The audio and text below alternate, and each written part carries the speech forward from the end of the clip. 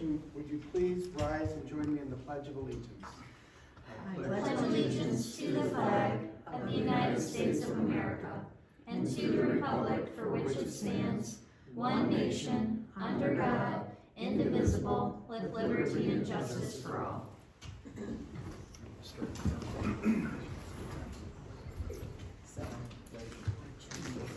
Okay. Danielle, roll call, please. Jeff Punzine. Here. Angela Willis is excused. David Newbell. Here. Lynn Shank. Yes, ma'am. Jim Christopher. Here. Jenny Pay. Here. Dan Crimmins. Here. Okay. Okay, first with regard to the agenda for this evening's meeting, unless there's any changes, Danielle, you had mentioned there may be some revisions to the proposed agenda. 8A. 8, what is it? Adding an item 8A, 10 South Watertonville Road. Yes. There's a new build coming in, kind of new builds, Rite Aid. Okay. They're want to put a gas station there. So we have a variance for that next month. Oh, do you wanna wait till we get to 8A? Yes. So we'd like you to amend the We're gonna agenda add it, yes. to add 8A, 10 South Watertonville Road. 10 South Ortonville Road. That's right, It's just, yeah. that's right, It's gonna be a gas station? yes. Yeah. Maybe. You're supposed to wait till 8A. Sorry, I was all excited, I got ahead of myself. Okay, subject to that revision, You're supposed to wait. any other proposed revisions or comments on tonight's agenda? If not, I would entertain a motion to approve as revised. I make a motion, we approve today's agenda with the addition of an 8A. All in favor? Or Second? Who seconded? second? I'll second it. Okay, all in favor? Aye. Any opposed? All right, there being none, the agenda is approved as revised. Next would be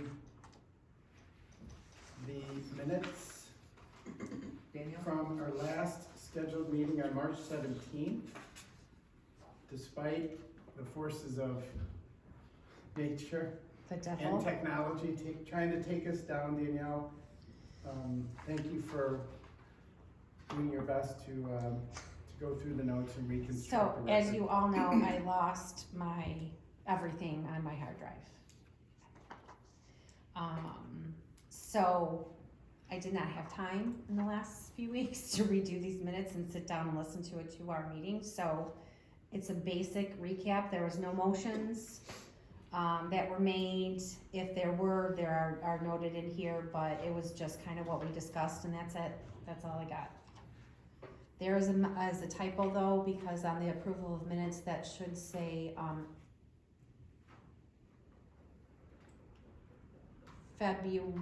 February something. Not January, 18. February 18th. So I have to correct that. Oh, okay. I see. Well, I guess, just speaking from experience, if there were, a lot of what was discussed at the last meeting is going to be, I guess, kind of revisited tonight in Yep. final form, so thank you for Plus doing there'll be a that. public hearing. There will be, okay. Yes, hopefully. Can I make a motion for the approval of the minutes from March 17th, 25, As corrected. as corrected? Thank you. Second? Second. Okay, all in favor of admitting the minutes as revised, say aye. Aye. Any opposed? All right, there being none, the minutes are approved as revised. So I guess then, at this point, we would move to item 8A, which would be communications and notices, for 10 South Ortonville Road. Caitlin? So we had a pre-application meeting with, this tenant, that's looking to buy the old Rite Aid and convert it from a retail drive-through to a gas station, with a drive-through restaurant, but also an in-house restaurant as well, that you could more or less to-go kind of situation. And so, we met Chicken with and them. pizza. Hmm? Chicken and pizza. Chicken and pizza. And so we're going to, so they went through their initial process. You may or may not know, this property is actually located in 2 jurisdictions. It's located in the village of Ortonville and in Groveland Township. The applicant is aware of that fact. Preliminarily, they have talked to the village. The village would like some level of input. Don't know what that means. Usually it's all or nothing when you go to jurisdictional involvement or waiver.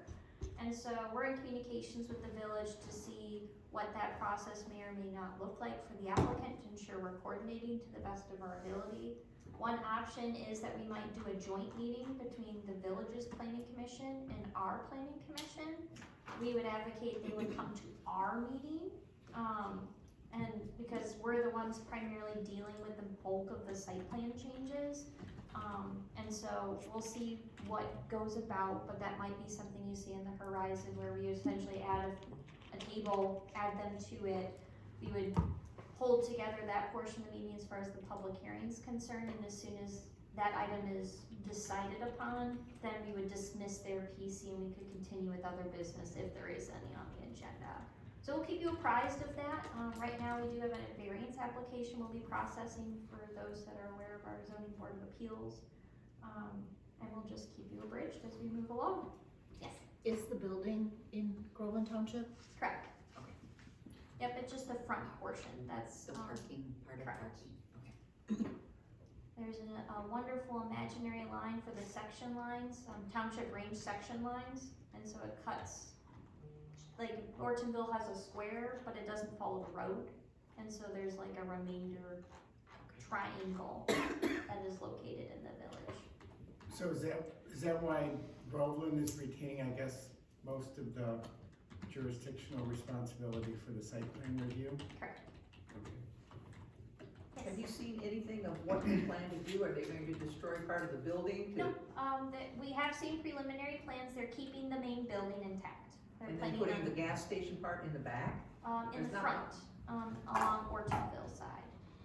Doesn't seem like there's a lot of room there. They could. Okay. Are they tearing down the front of the building? Some of it. Some of it, maybe. okay. But they do have a variance that they'll need for the pump station, or the pumps where they actually fill up with gasoline in the canopy. They do need a variance for that setback. But it is important to note that, the driveway that you would go in and out of is much farther down. And so they're proposing to keep that pump station closer to the intersection. But there is no driveway there, so it shouldn't have a significant traffic impact. So Caitlin, this will come before the BZA before it makes it stop before the commission. Correct. They're asking for 3 variances, one on the pump, structure location, the, exterior lighting, as well as landscaping. So those are the 3 variances they're requesting. Okay. If they do receive those, they'll become moot points when they come to the planning commission, because they've been given an exception to the rule. And if not, they have to come into compliance. And the timeframe, if known, for the application or the proposed variance to come before the BZA, do you know when that is? So they have to have a 15-day public notice in the newspaper. Does that answer your question? Well, would it be during our meeting in May, you thinking? I think that is the goal. I forget when the meeting is, cause it's later in May, correct? May Yeah. 13th is our variance. Yep, so we anticipate it would be at the May meeting Okay, for the good. ZBA. All right, very good, thank you. Any other questions or comments from the Yeah, commission? Caitlin, this is an experienced developer, any track record? Correct. So they do own the Shell gas station that's in, Clarkston area, and a few others. So they do have one local. Okay. Yes. All right, any other discussion on that item? No? Okay, back to the agenda, we'll move to new business. There's no public hearing scheduled for tonight, new business. Item 10A on the agenda, we welcome Sergeant Stacy Millar from Groveland Township Fire Department. Thanks for being here. I guess I'll just turn it over to you to speak to the subject of deferment requests. Thanks for having me tonight. I would like to request that we don't defer any of the fire suppression at the plan reviews when we're going over blueprints. The most recent one, they called to have a inspection, on-site inspection, and they didn't have any permits. They didn't have any blueprints turned in. When we defer them, sometimes it gets put on the back burner and people don't follow through on that. So Stacy, you referenced the last time. There So- have been So other deferments that have been granted. I don't know on the deferments on previous ones. The most recent one was the Tamarack Medical Building. That they called and asked for us to come out and watch them do a flow Remember when we test. deferred the landscaping, the lighting, and actually you removed the landscaping, said it was okay with the ad. Lighting was the same thing, but you did defer the plan for the fire suppression. Well, they never turned in a plan, they never did anything, they just did it. So where does it stand now? Not that we're revisiting that, but, They did It's turn it permitted, in. it's It is. permitted, they were charged double. okay. So I guess just to elaborate, I know there's a process in place. And a deferment just kind of throws things out of sequence, or how did, because sometimes there is possibly good cause for a deferment request, but I guess just from our view, speak to the consequence of that. Which Just for brings you here the today. fire, I mean, we got about 2 weeks, I think is what our ordinance says, to do the plan review. Currently, our ordinance says a full plan. When you bring in your plans, 2 copies of your plan and 1 digital. The fire department does the same thing for their fire suppression, any commercial fire suppression. So we And have they to, never we have to turned it do the whole plan review on that. And you still got 2 weeks, obviously, if they call and say, hey, we need you to come out. What I'm finding is going through businesses there isn't, I've got 6 or 7, they have like full fire suppression in the township, right? I don't have blueprints on any of their fire suppression here at the township. Working with Danielle, trying to go back and find current, if I have questions, was something changed? What was the code when that was put in? I can't find stuff to verify. I don't know if it wasn't added in, if it wasn't permitted at the time. Some of that stuff is years old, some is 6 or 7 years old. It makes it a little bit harder to find the information. Well, I thank you for being here. I guess I would appreciate that, I guess as a commission, maybe as a township, I might say, we're trying to improve under the guidance of Caitlin. We're educating, we're training, and I think just under the broad umbrella of goals and objectives, that is one to certainly keep in mind if it comes before us again, so thank you. Any other comments by my fellow commissioners? Sorry, I got a question. So I have a better understanding. Contractor who did the work did not come in here and even attempt to give you any type of shop drawings? No, they called and had tied into the water main to do their flow test for the suppression system. And I goes, we kind of have a problem because we don't have any blueprints. There's no permits pulled for that. And they ended up having to dig up the pipe, uncover the pipe so mechanical could go out and look at it. That's just unheard of on the part of the contractor. And they Oh, thought, no, it's not. they thought it had been turned in, but there wasn't that check and balance that said, oh, hey, all the other stuff's been turned in and we gotta turn this in before we access and Well, it's cut into a clearly pipe not. and do stuff. I mean, I don't remember what they had to go back, cause that was more mechanical.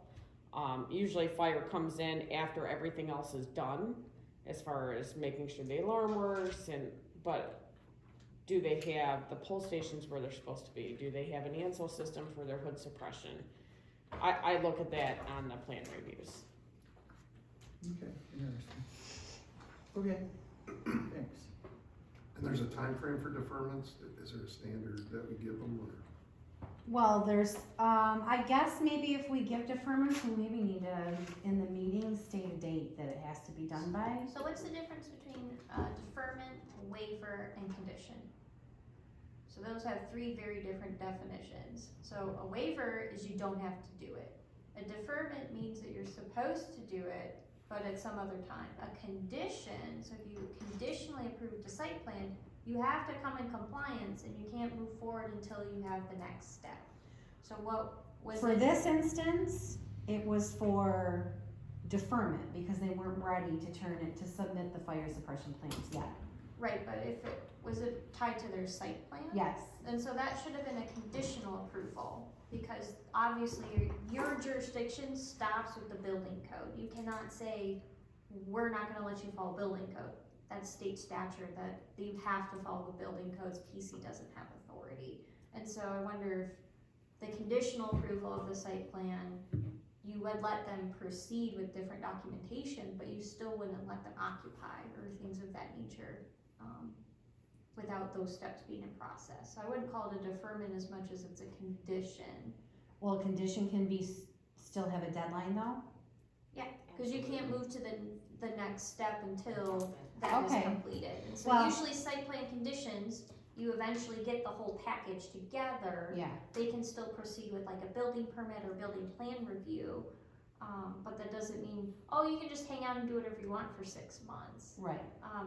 Cause then you have the different dates of approval, that kind of come in for validity and Right. things like that. Well, I mean, not that, for Tamarack, it's always the wording that they've always used for Camp Tamarack. And this is the same wording that was presented for you guys to defer it.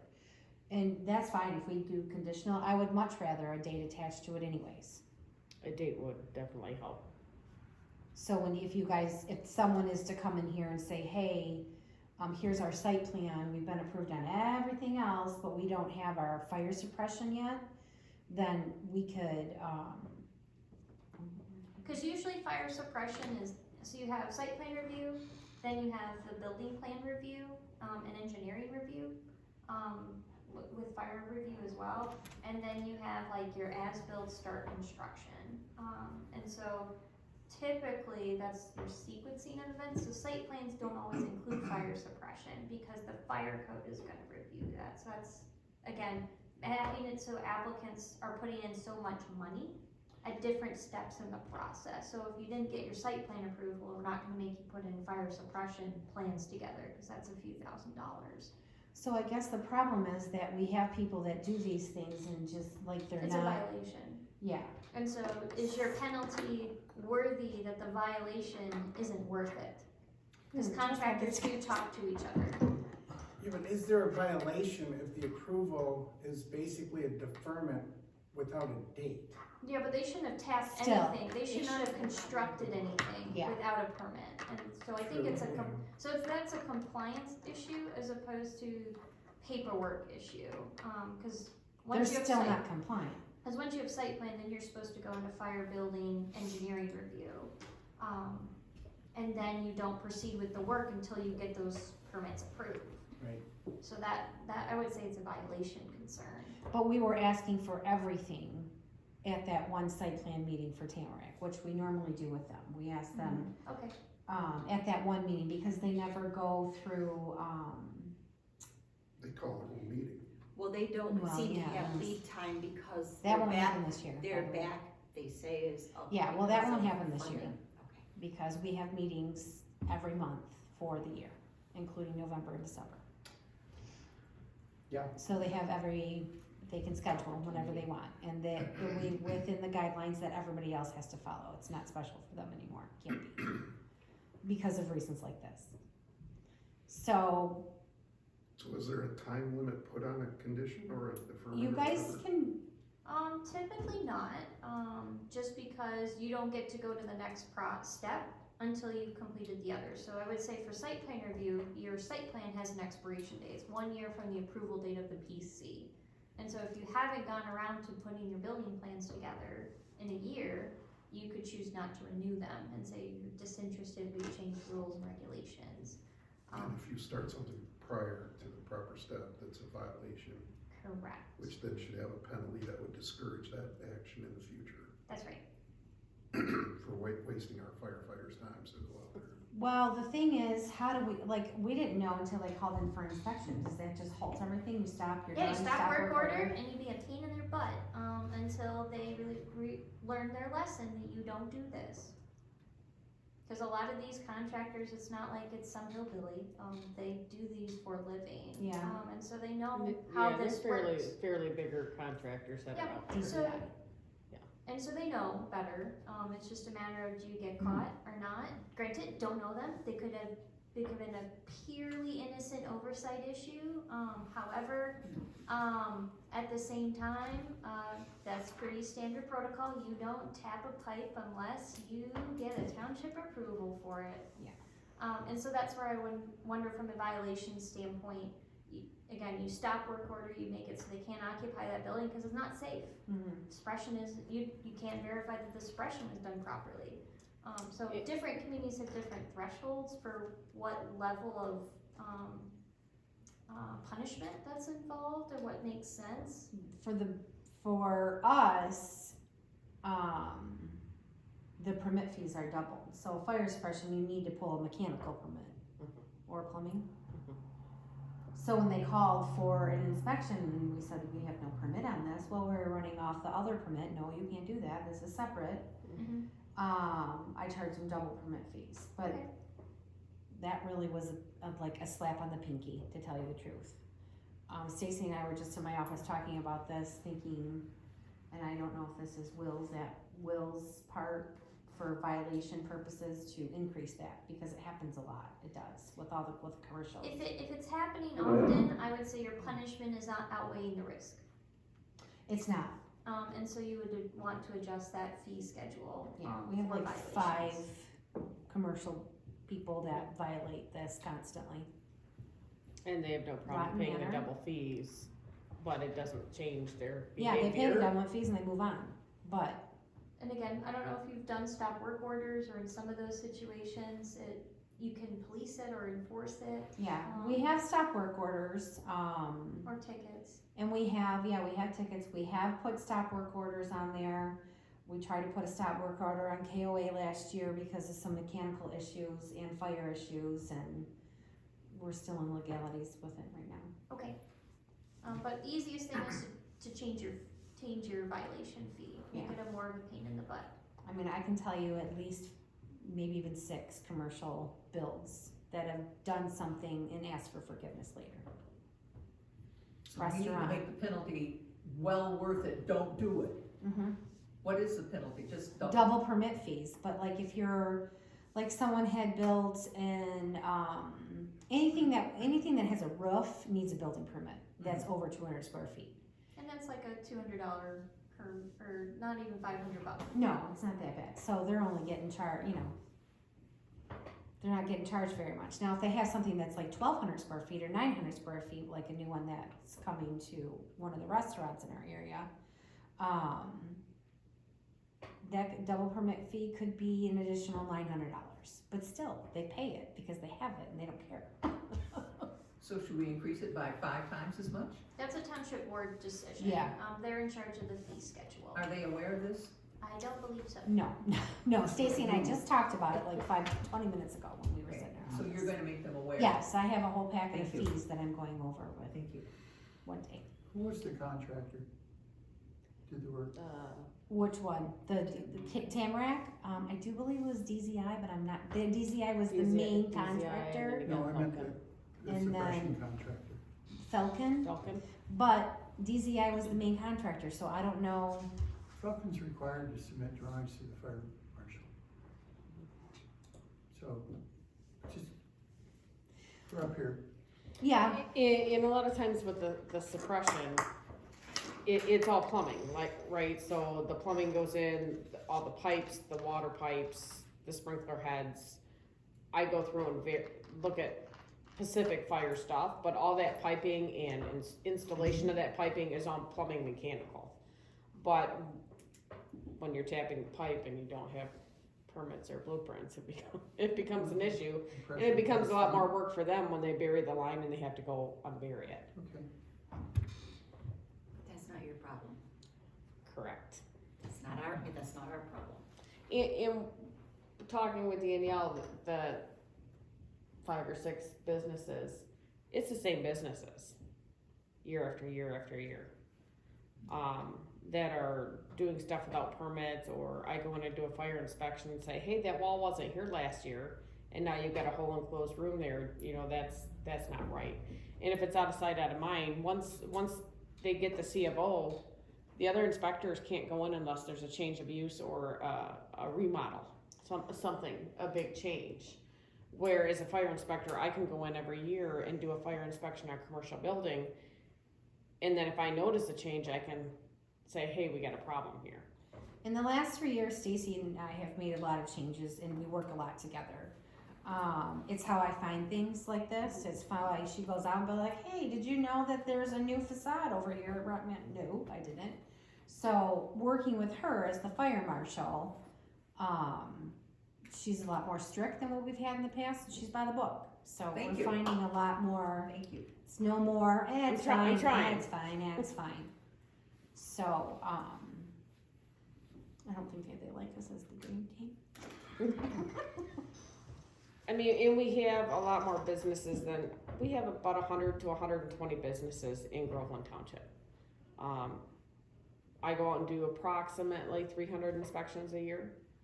And it's all about safety, making sure that I don't do residential, all I do is commercial, making sure the public is safe, making sure that if you go to the grocery store, that if the power goes out, you're not gonna have an issue and you're gonna be able to see if there's a fire, that there's a fire extinguisher there.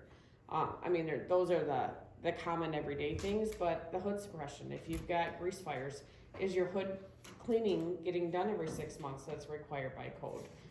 If nobody checks, if there's not that check and balance, people don't do it, cause it costs money to go in and do that. And I try to be diligent, and I learn a lot of things new every year, and I see things from year to year that maybe I didn't catch the year before. I really enjoy what I'm doing right now, going out and seeing all the business, cause otherwise I wouldn't know half of what's going on in the township. Well, no doubt, I think what you're doing, serves the interest, the great interest of the township at large. People depend on inspections and the fact that they go to commercial establishments and it's safe and it's compliant. So thank you for being here. It's definitely something good for us to keep in mind as we go forward. Awesome, thank you. Any other thoughts or comments for Stacy on item 10A? I think we all are in agreement. Thank you. Thank you for keeping us safe. Collectively, yes, thank you. Side note, speaking of compliance, was Jason gonna, I thought Jason was has, planning to be here. Jason is not well. Something's going around the fire department in Brandon and he's got it next. Okay, moving on. So we think it's like only 24 hours, 24 to 48 hours, so he'll be back. Very But good. I will fill him in on everything. Excellent. So we'll move now to item 10B on tonight's agenda, the zoning ordinance amendment. This was substantively discussed at our last scheduled meeting on March 17th. Caitlin, thank you for circling back and I guess closing the loop on a lot of the dialogue that we had. I don't know, I guess maybe I propose just that we go through these per the agenda. And then my fellow commissioners can offer up their thoughts or comments regarding the final proposed version, which would be, I guess, subject to public hearing at a scheduled meeting to be determined. So, floor is yours. Okay, and so, more or less what we talked about last time, we went over more in depth. And so what we're gonna do is more quickly go through the old content. There is some new content, so like the pond requirements and the keeping of animals, we didn't dig super into. So I'm hoping that that'll be the balance of our conversation, and then we'll probably talk about yards.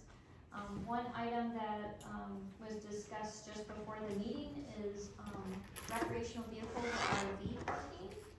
So as you may or may not be aware, currently your policy is a 72-hour, it can be in the front yard for loading and unloading and then must be removed. I don't know how many of you are aware of that. Township staff was aware that, different communities do this in a different way, so some of them during, boating season or camping season, starting either from April, May to about, October, November, let you just put it in your front yard driveway, and don't police the hour component. So that is something that we'll briefly talk about, but that is something that are 3 new items that will go more in depth. Keelan, I'm gonna interrupt you just for a minute. You know, in preparation for tonight, I went to the township website to find the zoning ordinance, and it's not available on our website. It is? Yep, it's under Where? building department. Planning and 'Cause I building, then saw you have the to master go, plan. then you have to go under ordinances. Under which tab? There's a zoning ordinance tab, and then there's an ordinance tab, which brings you to muni code. But you want the zoning ordinance. Okay. My bad. All right, Caitlin, I'm sorry. Nope, you're good. So the first one we'll talk about is the single-family temporary dwelling unit, so this is totally new language, taken from your previous. Are there any further modifications that are requested? Yes, sir. I recall that, I could be wrong. I didn't think we were going to, in A3, require people to tear out any improvements they might have done to one of their structures. I think we were gonna just have it fall under, you can't dwell in it, but I don't.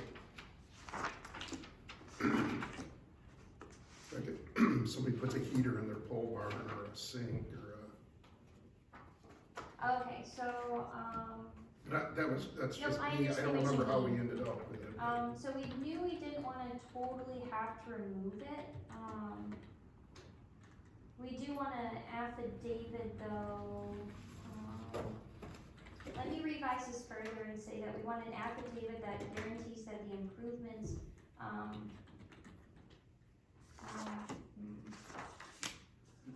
cause this is when it's in a garage or other structure, Right.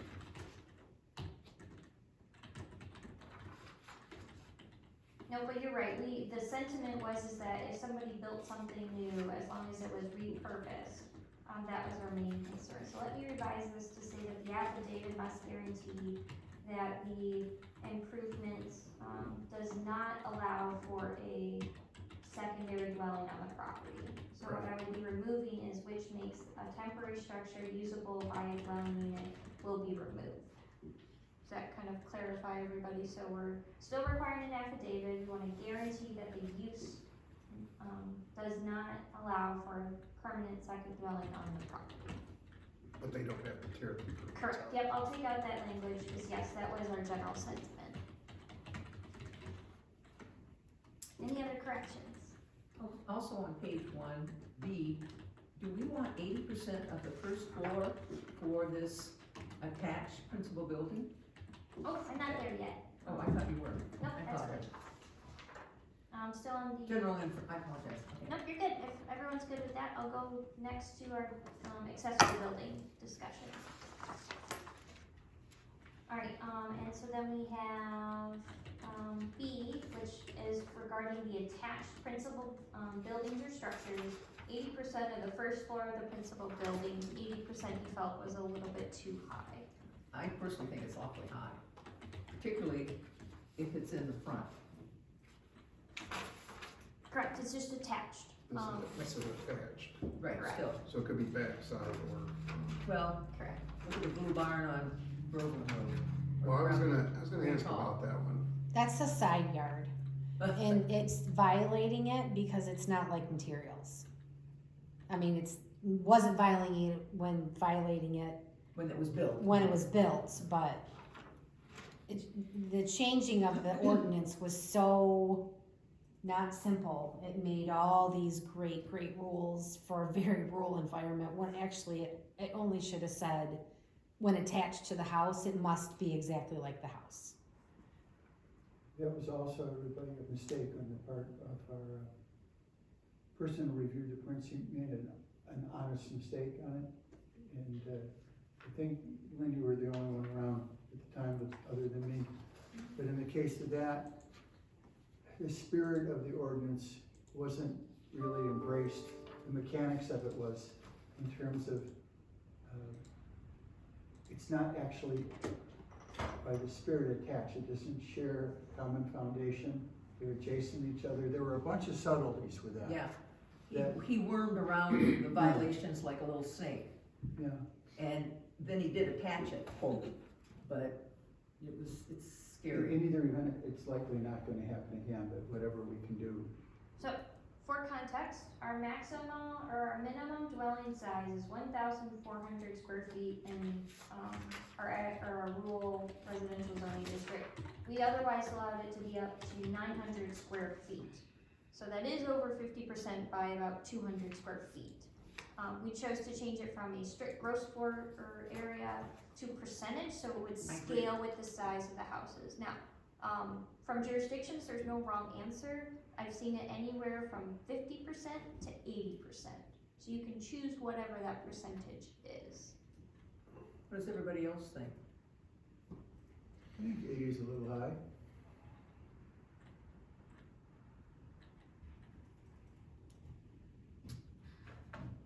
It's gonna fall under, and I'm just talking, it will be constrained somewhat by setbacks and height requirements, right?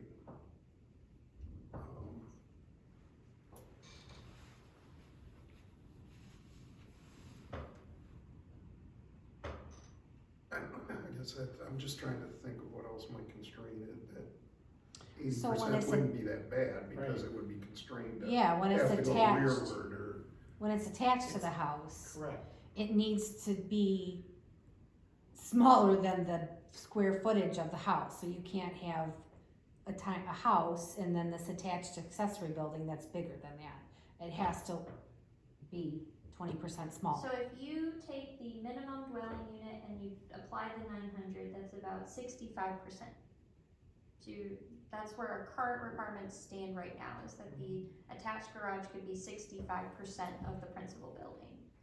So the question is, do we like that 65% because it's still scalable as opposed to being stuck?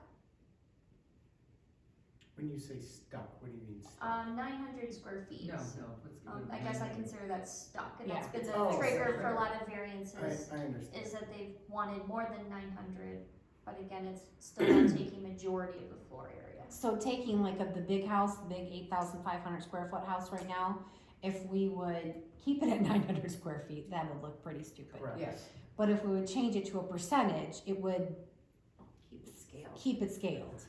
So, but they could have a ranch, a big ranch, and then put an attached that has 2 levels. Yep. And that, to me, would just be gross. I mean, a ranch, single level, and then have a big, huge, double level, whatever. 25 feet high. Yeah, 25 feet high. That would But be I- a little strange. but I don't know, I guess you could always have that. If I was the- gonna say, some people have telescope towers in their Right. house. So Looks- I mean, as long as it's compliant with the percentage, whatever, And all the you know, we deem that to be appropriate.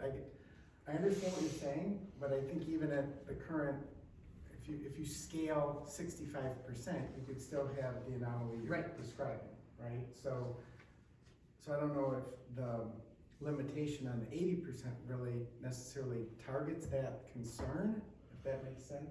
Well, So I that would guess be- well, the 80 could be the first floor and the second floor, wouldn't that be, or would it be just the ground floor? It says just the first floor. It's just the first floor area. So they could have a second story, 80% and 80%.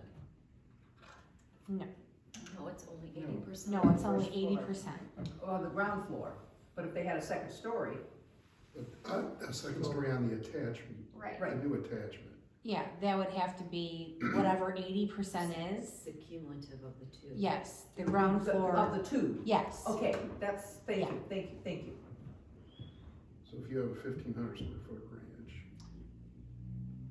you can can have 1,200 foot, so you could have a 600 square foot, 2-story And- building. Thank you, Dan, and I guess my question to Lynn, to your concern is kind of reiterated by Jim. What's the objection to 80%? Is it It just, just, it seems so big, but it's smaller than the principal, Mhm. right? It's but bigger than not 60. that much. 20%, smaller than the principal. And just cause it's the max doesn't mean the person is gonna do that. True, true. It's 80. There's still a height requirement to that they have to go by. Like they can't have, I know a lot of people want to put in the barn dominium, the true barn dominium type, where the garage is much taller than the house. But there still would be in compliance with a ranch being, that being attached to the ranch. Yeah, personally, I'm just of the opinion, as long as the attachment is smaller than the principal on a scale basis, unless we can come up with a compelling reason. I mean, the thing is, would you rather look at people's junk outside parked out in front and back in the rear, or would you rather have them have a building to store it away and make it look nice? Don't have junk. That's impossible. Because it has to look like the building, so it will look like Cause the it's park. attached. If it's attached, absolutely. So we move off of the consensus, so is the consensus to keep it at 80%? I'm happy with that. I'm fine with 80%. I could too.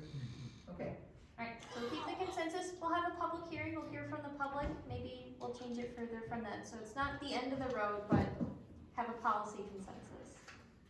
And then I forgot, with me tonight is Brad, sorry, I went right into business. She's off.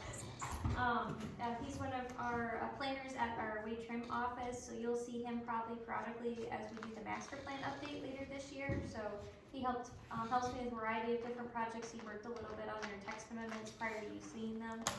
So just wanted to put a name to a face, so that way you could meet Brad, and he's getting some experience being at these type meetings. Excellent. Brad, Sorry nice about to meet that. you. Very good. Happy to be here. Good to meet you guys. Thank you for coming. It's a pleasure to meet you, and we look forward to working with you going Likewise. forward, certainly. Other than that, we did add a graphic. So one of the things we talked about last time specifically is accessory buildings, is that when there's two frontage through lot, in a sense, we wanna make sure that it's a required front yard on either side, but we still want you to be able to put some type of building. So that's what that graphic is intended to show, is that you could still have a building behind your yard, and that's where they could potentially go. Any other questions on page 1? Yes, sir. 211C5 contradicts everything we just talked about temporary dwelling. So do we have to add a, Detached. Now this is detached. The C, 211C, when detached from the principal building structure. right, but we just, for temporary dwelling, we say you can do that, right? That was for attached. And it's also temporary, so it's a different use, and so they're not directly contradictory. One thing we could do to make it easier is in B, we could cross-reference this accessory dwelling unit, just to make sure people, if you're in one place, you know to look at another place, just to make it more user-friendly, we could do that. But we would change that in B when it's attached. But I think our temporary ones, we don't require it just to be, they have to be attached. It's just whenever there's a secondary dwelling.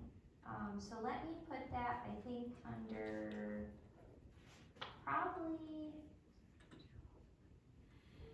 probably under A, because it applies to both when it's attached and detached. So I'll add a cross-reference. That way it's a little bit easier to follow if somebody needs to put a temporary dwelling, that use exists. But C5 is still consistent because we don't want it to be living quarters permanently. Right. Well, I just thought one should reference the other, like, unless you have permission to use it temporarily. Correct.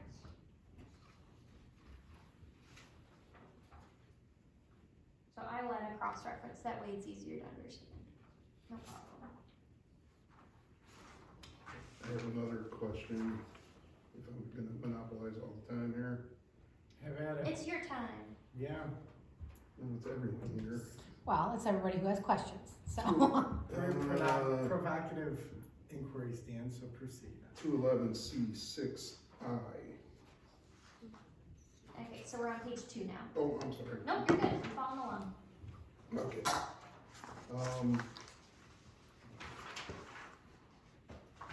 My question is, does this rear setback conflict with the drawing on page 1, or have the potential to?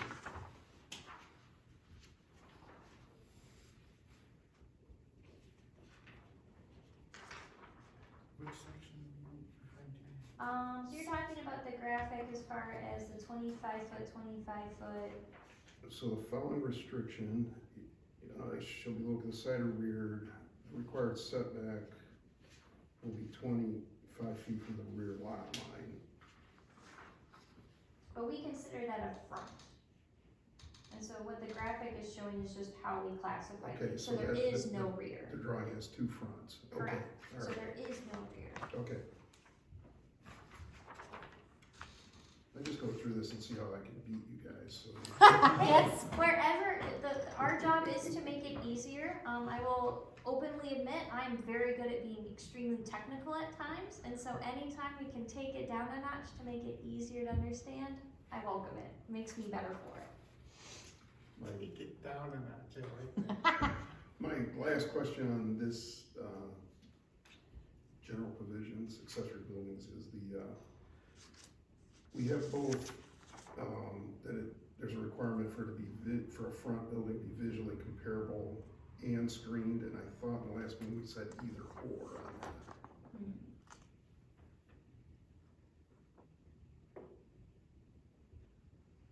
Because I know that we required the screening when it was in the front yard, and then all accessory buildings always have to match the principal. Does that help? Except for if it's detached in the side or the rear. They don't have to match in the side or the rear. Let me double check. And I'm just thinking they shouldn't have to match in the front either, if they're screened. Okay, Because how do you make a pole barn match a brick ranch? If, by coloring, so that's a match, then, I okay. would consider it a match. Yeah. And you could brick it so far, depending on the house. Because if you had a bad I mean, neighbor, you'd Again, say, hey, it's that's gotta be really a brick. subjective standard, so Correct. what you're trying to do is, more or less ensure that it doesn't become a hot pink nightmare, or something wildly out of characteristics. Could we go after someone because they chose not to brick it and their house is all brick?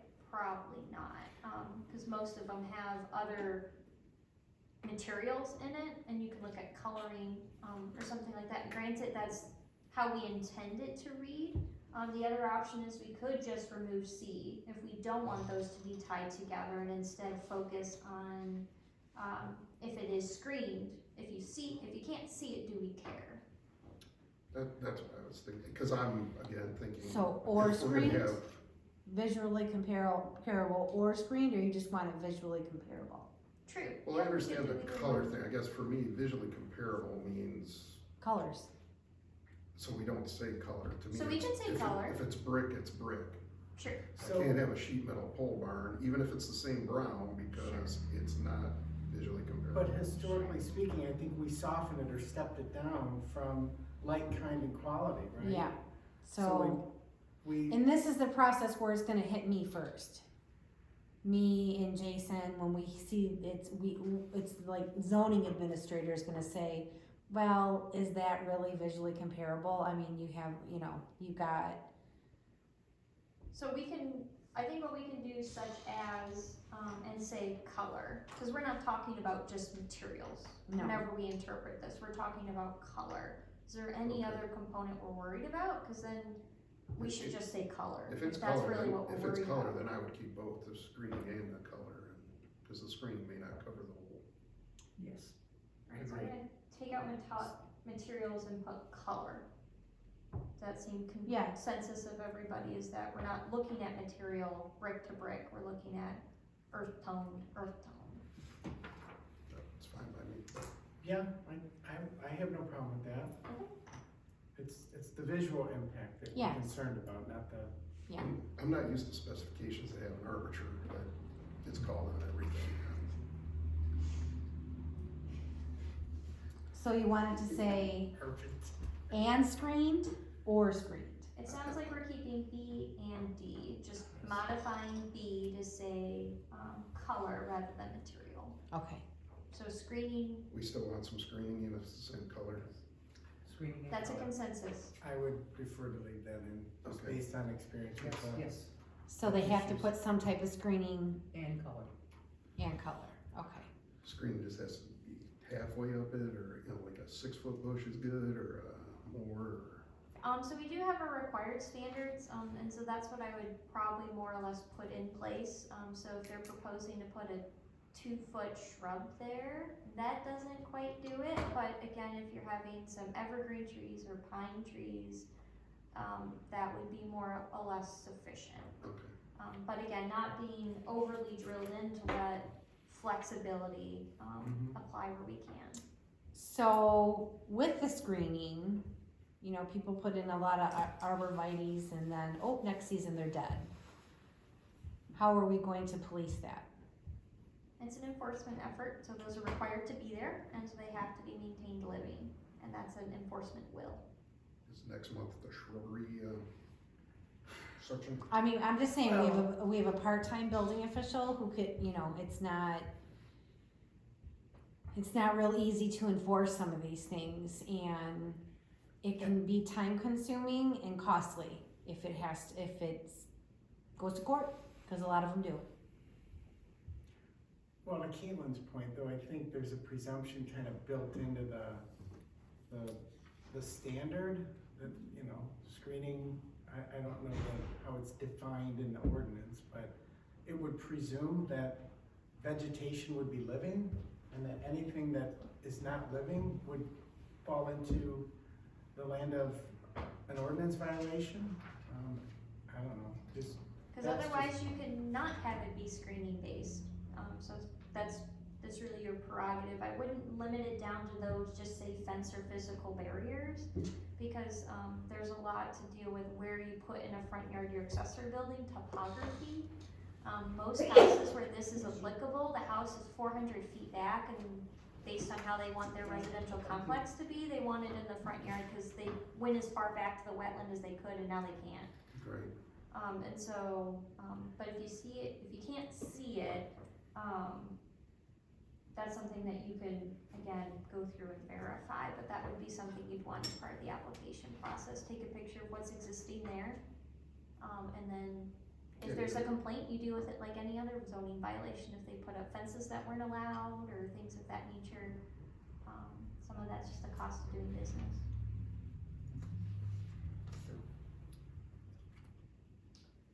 So the next section, is kind of your keeping of animals, and in an attempt to not rewrite or make a whole lot of changes, I propose changing the keeping of chickens into animal keeping.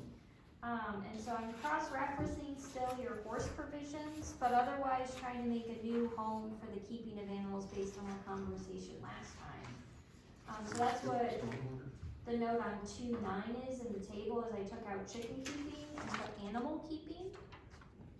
On 2 of 9. Yes. Then, if I could just kind of push pause on the animal Oh, sure. keeping subject, go back to pond requirements. Sure. I don't know, Requirements is on page 4 of 9. so did you want to entertain any discussion on that item? Yes. So on page 4 of 9, what we're proposing to change is 5-3-3, 6-3, stormwater management facilities. We're taking out the existing language and substituting what was previously in your zoning ordinance. It was brought up by township staff that we have some previous litigation where we required these standards for retention detention pond areas, and in the last update it was removed, and it was not aware of this being removed. So this is the original language that we just literally copy and pasted back into the ordinance. We can make further tweaks to it, I can try my best to guess why they're written what they are, but otherwise, it seems somewhat comparable. I have a general question, just because I don't understand, the difference between an exterior side yard and an interior side yard? Which page are you on, just so I can make sure? 409, there is a B, 563B, exterior side yard. And then somewhere there's a reference to an interior side yard, a D. I guess I don't understand what an exterior versus interior side yard is. I don't know either. I would use the term required setback and not required. So required yard and not required yard is the terms I would use. The required yard is anything that's required as part of your setback. So the intent being is you don't have a building in your required setback. And looking at what this is talking about, when we're talking about B, it's talking about the sloping of the detention pond or area. And then D is talking about, again, side sloping not to exceed 3:1 ratio. So I guess the question is, So this is an exterior slope, we built this up. yes. But either way, it's talking about where that sloping happens. The question is if someone wants to put in a detention or retention pond, can that be in the required setback or no? I wouldn't think so. Okay, so exterior means it's in the setback portion where you're not allowed a building, but we'll let you slope for a pond. That's what I would guess. We can change that terminology to be easier to understand though, if it is confusing to us now. Yeah, it doesn't make sense to me, exterior versus I think the actual anything, having anything to do with a pond, where it starts, even if it's just The slope. digging in there, that's where the setback, like right now, I think it says 50 feet from the rear, or from the property line. So that starting of that slope is where, So this, because when I read this originally, I get the impression we're engineering upward and we've built a berm to fill with water. Or is this the slope when you dig the pond as to how steep the side of the pond is? Should be going down as opposed to up, but, Okay. I don't think we're that specific either though, it's just wherever the pond's work starts. But but either way, it sounds like we do not want detention, retention, private ponds to be in required setbacks. no, Right, sorry. Who's already violating that? Pardon? Oh, there was a lot of fast notes, so I said, who's already violating this? So I will fix that in B and in D. And I'll quickly scan it to see if there isn't, anywhere else. I'm not as familiar with the ordinance to see if you use that terminology in definitions, but I'll check that too. I would find it odd if we didn't have that in there. I have another question on the, Sure. so we call it stormwater management, which sounds to me like a specific use for a water collection. F uses the term then a private pond. And so my question is, are we talking two different things, which is why F spells out private? And then private ponds only have to meet section F and are not subject to anything else? Or is this whole section 563 supposed to cover all types of water retention? So I would say that I think everything A through F applies to everything in the township, but if it's a private pond, you have to meet the additional F requirements. And these are more stringent or less stringent? So they have the same 50-foot setback. The rise and riv is less steep because it's a 5-to-1 as opposed to a 3-to-1, or I think it says 3-to-1 in one section, 5-to-1. Nope, it is the same. You have to maintain your landscaping. You have to make sure you're maintaining water quality levels. have different approval processes therein, including age, which talks about private ponds, are intended for storage, not for livestock. Or if they're used for livestock, it's livestock or it's human, is what H is talking about. I would agree that if private ponds are to be regulated differently, I think it would be of interest to pull it out separate.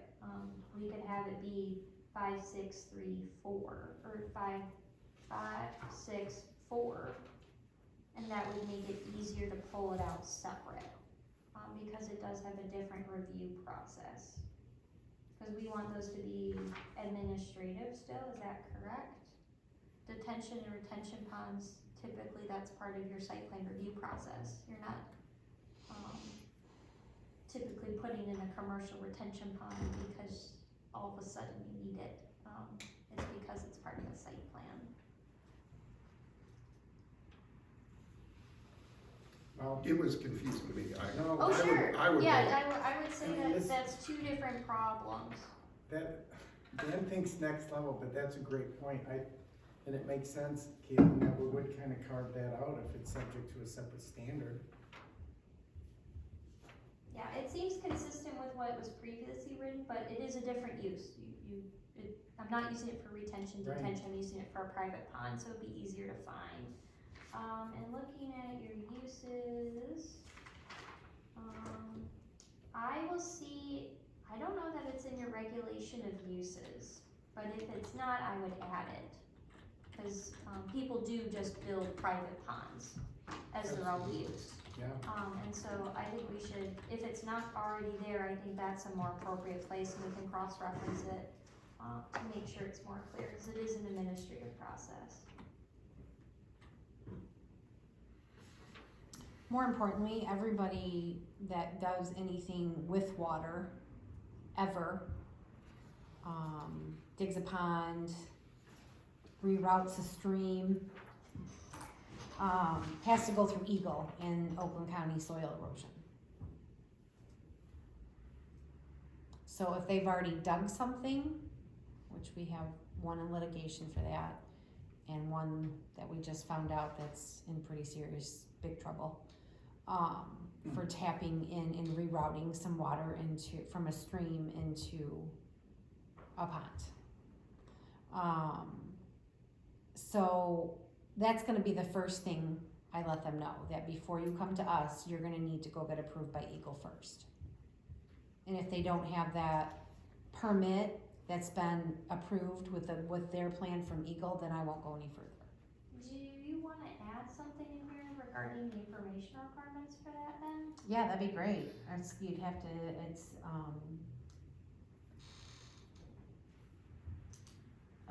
I tell everybody, if I see from an aerial view, there's something wet, and it might be a protected wetland, I don't know that, but Eagle does. So you might, before you get in trouble, call and say, hey, is this protected or not? But, yeah, that's my route I usually take. Okay. Is telling them to call, and get your soil erosion permit and your Eagle permit. So another question on a stormwater management pond versus a private pond. How do you know the difference? It's a use difference. So a retention or detention for storm is intended to ensure you're not dumping water on somebody else's property.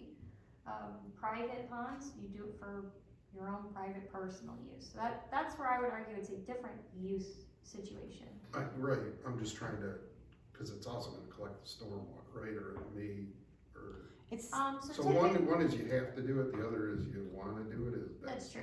Yep, and some, but they're structurally different too, like you have runoff coming into there from like other areas. well, it depends on the designer, right? So, some commercial sites, they don't need to put in a full retention detention pond, they can use bioswales. So it's designer inclined on what they choose to I mean, do, so is a retention pond only commercial property then? more or less, You correct? wouldn't- A private resident would No, not be the required. only time I can think of there being a retention or detention is in a creation of a whole subdivision.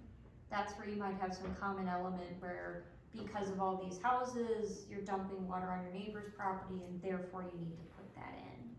HOAs do have that common element sometimes. Other than that, your typical 2-acre pieces of happiness, no. You would follow the private pond. Okay, The other thing I know some communities do, just kind of glazing over it, is some communities have, minimum lot sizes for when you can do a private pond. Do you have any interest on doing that? Or as long as they can meet setbacks, they can put in a pond if they want a pond? I mean, I think if they can meet setbacks and Eagle and Everything else? everything else is in compliance. I don't think we need to make anything. Okay, sounds good. Okay, any other questions about stormwater management ponds? Yes? H. It says that if you, on page 5.9H, that cows or animals can't use your pond if you're gonna swim in it, and if the animals are gonna use it, you can't swim in it. My pond's only half an acre, and it's in the middle of my property, so you only see it as you fly over. And I don't swim in it because it's too small, it's only half an acre. But why can't, if I had a horse, can a horse use it and I swim in it? Yep, so H, I would say is one of those best practices where if we're not gonna enforce it, we shouldn't have the rule for it.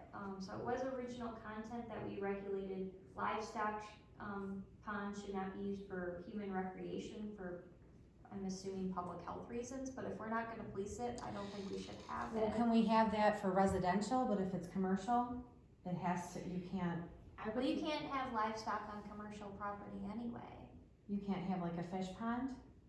So a on a koi, lake. so a koi pond, is like a pet thing.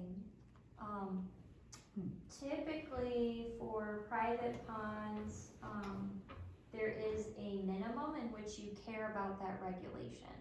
So, I guess in looking at this, you don't have the bottom that you say, I do not care if it is a 500 square foot koi pond. We are not permitting those things.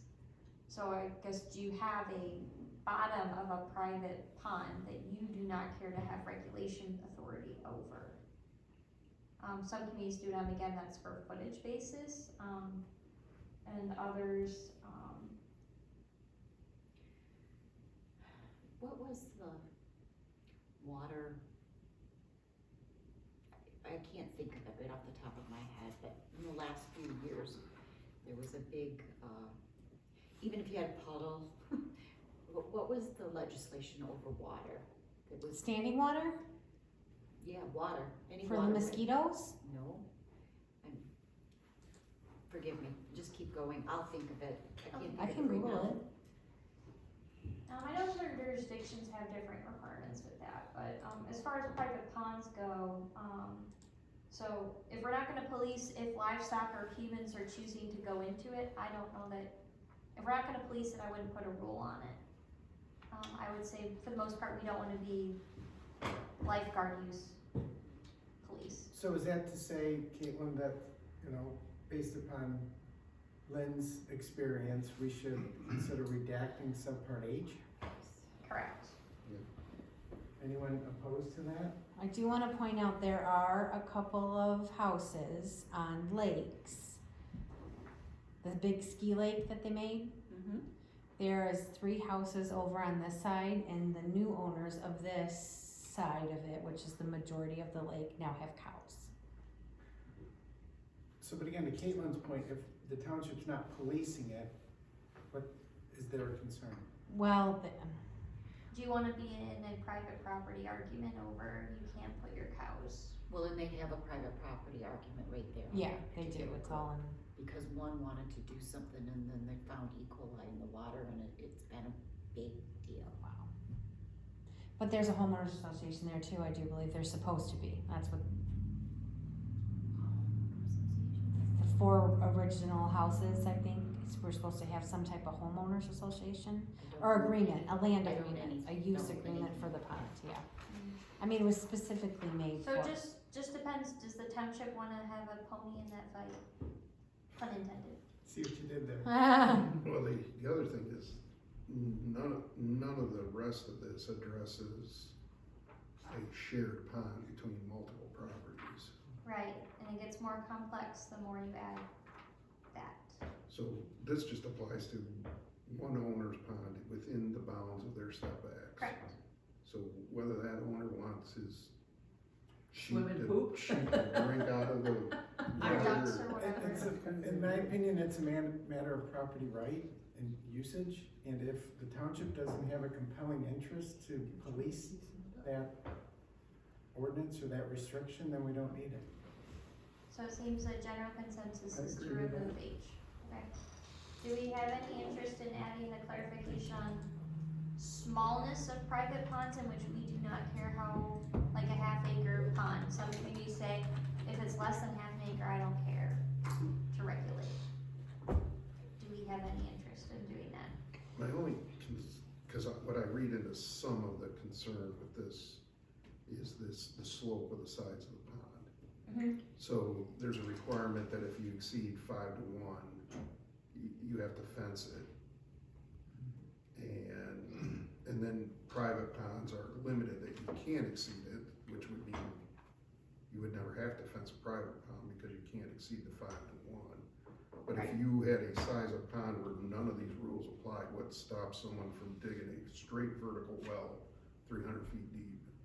That's only the size of this room.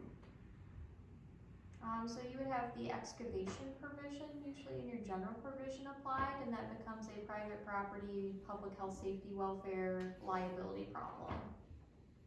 Are we involved in somebody being silly in that capacity?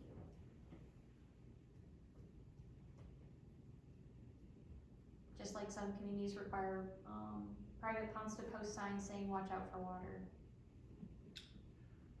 So we would put a minimum size and say you don't even have to call Danielle or the township if you're below this site. We don't care what you do. Correct. That adds clarification to the process, otherwise I would say it doesn't say a bottom or a top, it's whenever you're proposing a private pond.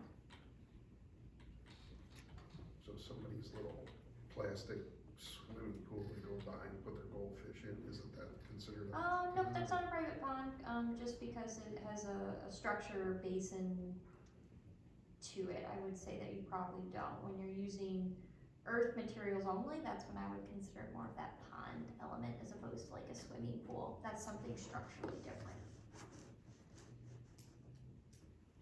Or you can wait until it's a problem, that's another thing Right, too. yeah, I personally, again, sounds like a broken record, I'm just of the opinion that if there's no public interest in, setting a size limitation, even a minimum, then we need not do it, Okay, personally. So were we removing H, or what were we? that was the consensus, was to remove H.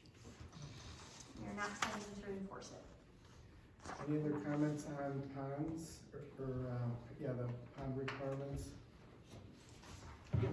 Okay, moving along then to keeping of animals. Yep, so next, is our keeping of animals, so, one of the things that, when we talked about this conversation, is, the Right Farm Act does play into this, which allows for when they're commercial use of property, they have to meet certain general guidelines. And so what I proposed is that you have two different categories, so you have the keeping of large animals and the keeping of small animals, because right now you have this big awkwardness if it's a sheep, now what? If it's a pig, now what? And so having these two categories make it easier to classify.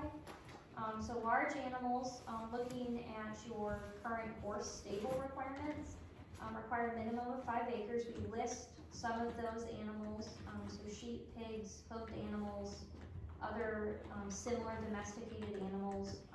Similar could be type, you could look at weight. I know pigs are a variety of different sizes dependent upon species. And so that's why we try to keep it to similar domesticated animals and leave it more vague. That way we can have some common sense apply. So 5 acres, you have to meet the care requirements at the state level. The storage of manure, again, meeting state requirements. Rather than us as the township have these super unique standards, in a hobby farm situation, I just have 4 pet ponies. You're not using them for commercial purposes, they're just my pets.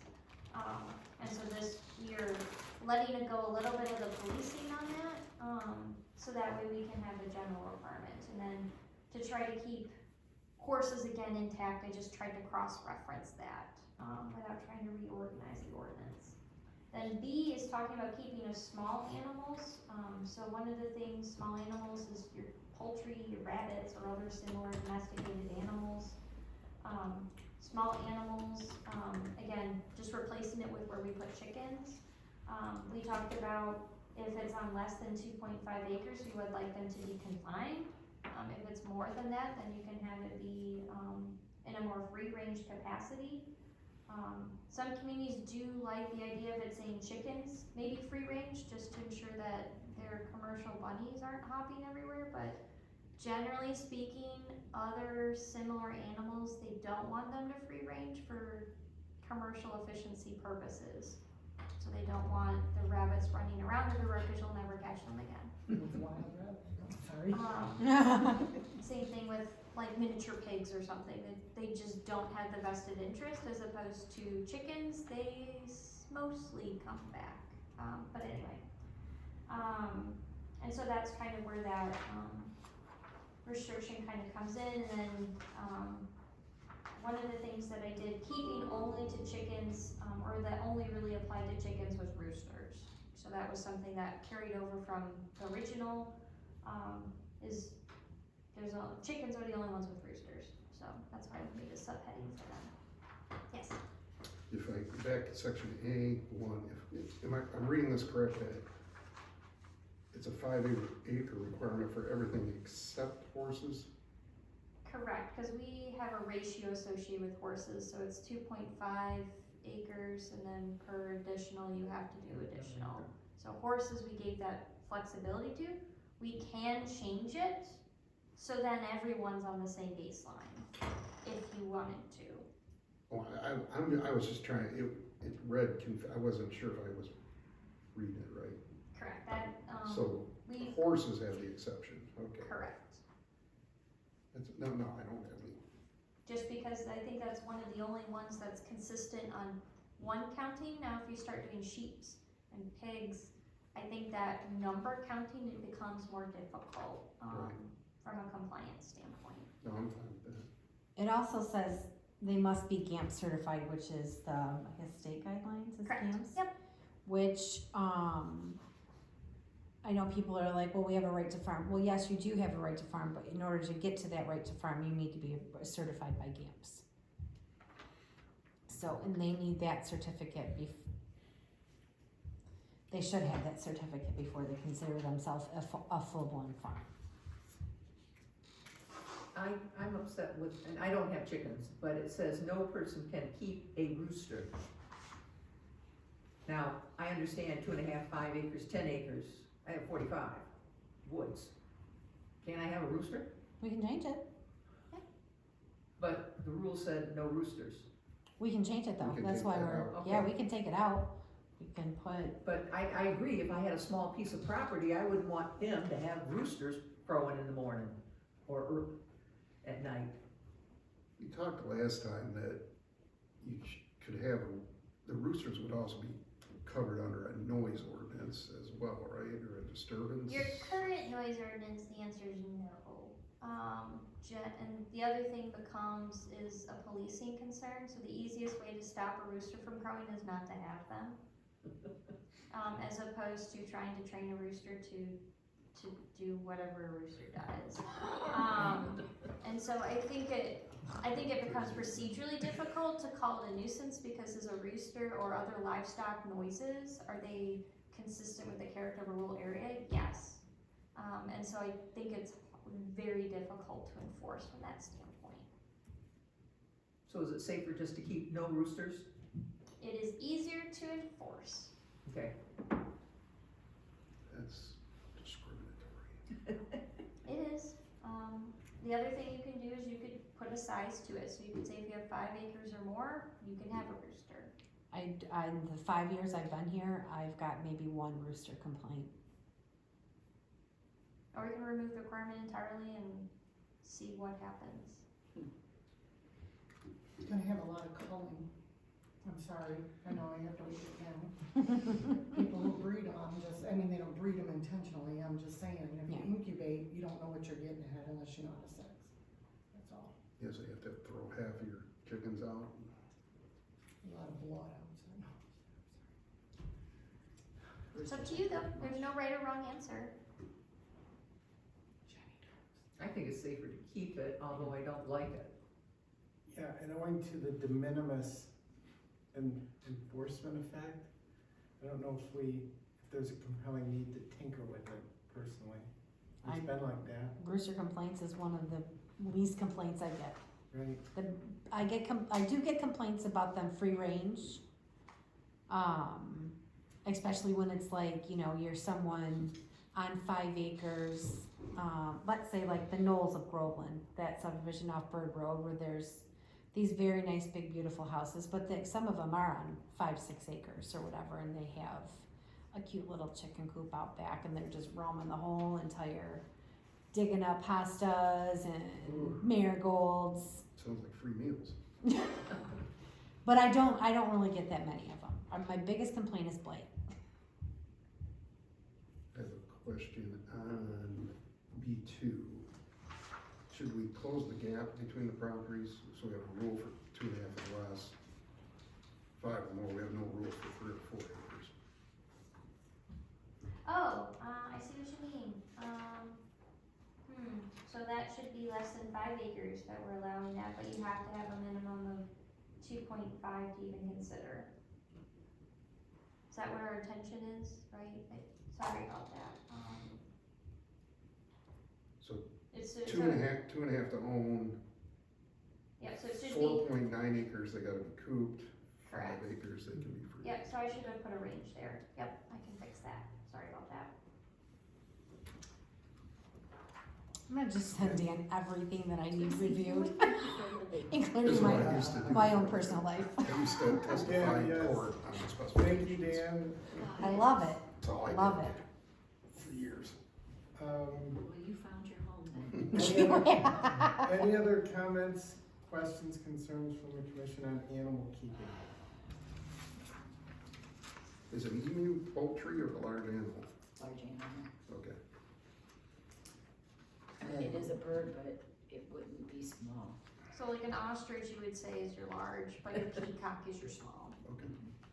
You can put those in there if you'd like, No, but. we're fine, we don't need to make it any longer. On to horse stables. So as we discussed last time, again, minimum lots 2.5 for the first horse and an additional acre per additional horse.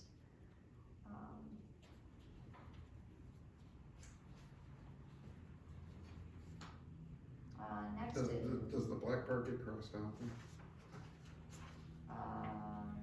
bum, bum, bum, bum. So it's not less than 5 acres, then minimum is 2.5. Oh, you don't have a color copy? I'm sorry. No, I do, Oh, it's the black part still says 5. The property contains not less than 5 acres. The minimum lot size shall be 2.5 for the first horse. So you'd need at least 5 acres for a horse then. But So if you're looking at multiple horses, so 5 acres lets you have 2 horses, or let's see, 1, 2, 3 horses. I guess to me the black print doesn't make sense then. so Brandon Township, your first horse is 2.5 acres, and then 1 acre each horse after that. But this says you have to have at least 5. 5 acres to even have Yeah, a that was horse. the old one. Right. I did want it changed Oh, okay. to, 2.5 and then 1 acre for each, because that's more aligned with what surrounds us. Okay. And it's what, So the Brandon black, the Township black does. is getting crossed out then. Yep, Yeah. we'll class out that black. if that's, these are just my suggestions. For site plan review, we're deleting that photo because it's not accurate to your current process. Then we go to definitions, so, as we discussed, going from 6 to 5, so there's not a number difference. And then what we did was is we added a bunch of graphics based on our discussion last time to help clarify how we're determining those yardage. Thank you for these drawings and doing it. You did a beautiful job. Oh, thank you. Thank you.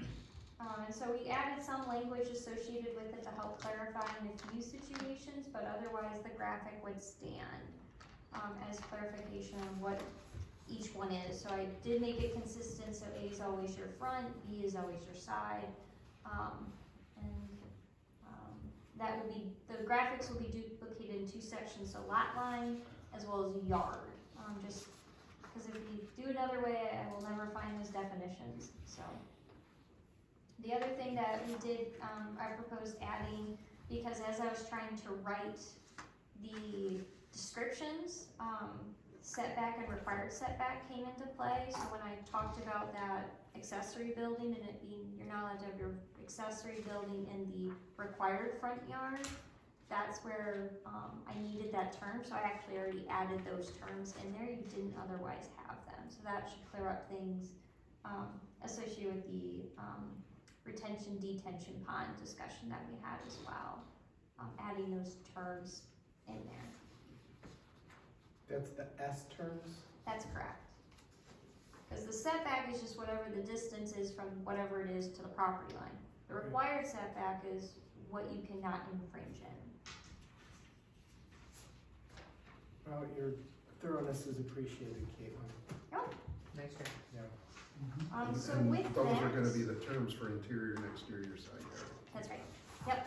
And so, the next step, depending on their level of comfort, would be to, as discussed, move to hold a public hearing on this proposed text amendment.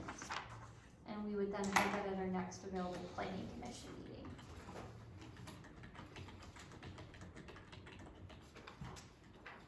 I would entertain a motion if somebody is inclined to do so. Do we wanna look at the revisions before we have a public meeting? There wasn't that many. I mean, I'm comfortable with what we did, compared to what we did last time. Okay, yeah. Is this the entire zoning ordinance, or do we have 60 other sections? It's 100. So we 94 tried pages. to do it to we see an imminent need to put these in clarification as opposed to, I guess the current headache, for lack of a better term, of realizing that there's always something wrong that we're finding. So we're trying to only do the musts, that keep coming up as we're administering the new ordinance. One thing that I have been asked is to put together a proposal to do a comprehensive update where we would go through every single section, but that would be after your master plan would be our recommendation. For right now, these are like little things just keep coming up, like, you know, this setback for a gas pump is 90 feet and it's astronomical. It's, Oh, that's one thing we forgot to talk about. Oh, yeah. Well, we can talk about it now. Based on our pre-application meeting, that we had with the applicant, one of the things that's required, as part of the use requirements for a gas station is you have to be 90 feet away from the right of way of the road. And, that's pretty large.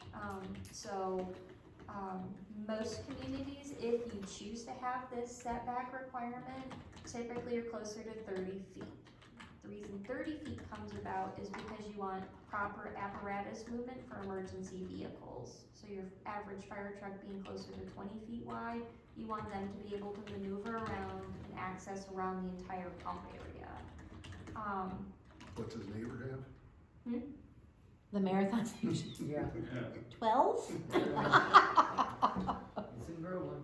And so that's a more common number, I would say. And so again, as things come about, that would be something this applicant is applying a variance for, but long term, I would say it's more customary to say 30 feet, not 90 feet. So the question is, do we want to make that additional tweak while we're amending it anyway, if there's other gas stations that come about in the future? This So- applicant, it won't help them, but. So you're proposing that as an additional text amendment to our body of work under consideration tonight? Yes? Yes. Or we could just say it was a typo and we're changing it to 30. Yeah, can't speak to your previous consultant on why they decided 90 was a good number, It but could possibly be a typo, we don't know. I have a question. So, any piece of property along a road, the road commission has 30 feet from center to both sides. yep, that's your typical right of way unless there's something unique. Okay, so when we say we have a setback of, a setback of, what's our front setback roughly? Ours are all from the right of way line, other side of the ditch, more or less. Some communities do have it from center line of the road. Your definition has it from the right of way line. Which for like a new house is 50 feet from the road right away. Okay, well, let's use the gas station as an example. Okay. You're talking the gas station 30 feet from the edge of the road, No, from the edge of the ditch. edge of the ditch. Man, I wish I. Not everything has a ditch. Correct. So are we back So to the other where the side road of- commission would have be So- 30 feet from the center of the So- road? No, so it's 60 the feet right from of way. center, The 30 and a Oh, half. Yeah, it's always there, and so for Rite Aid, it's where the sidewalk is more or less probably where your right-of-way line is.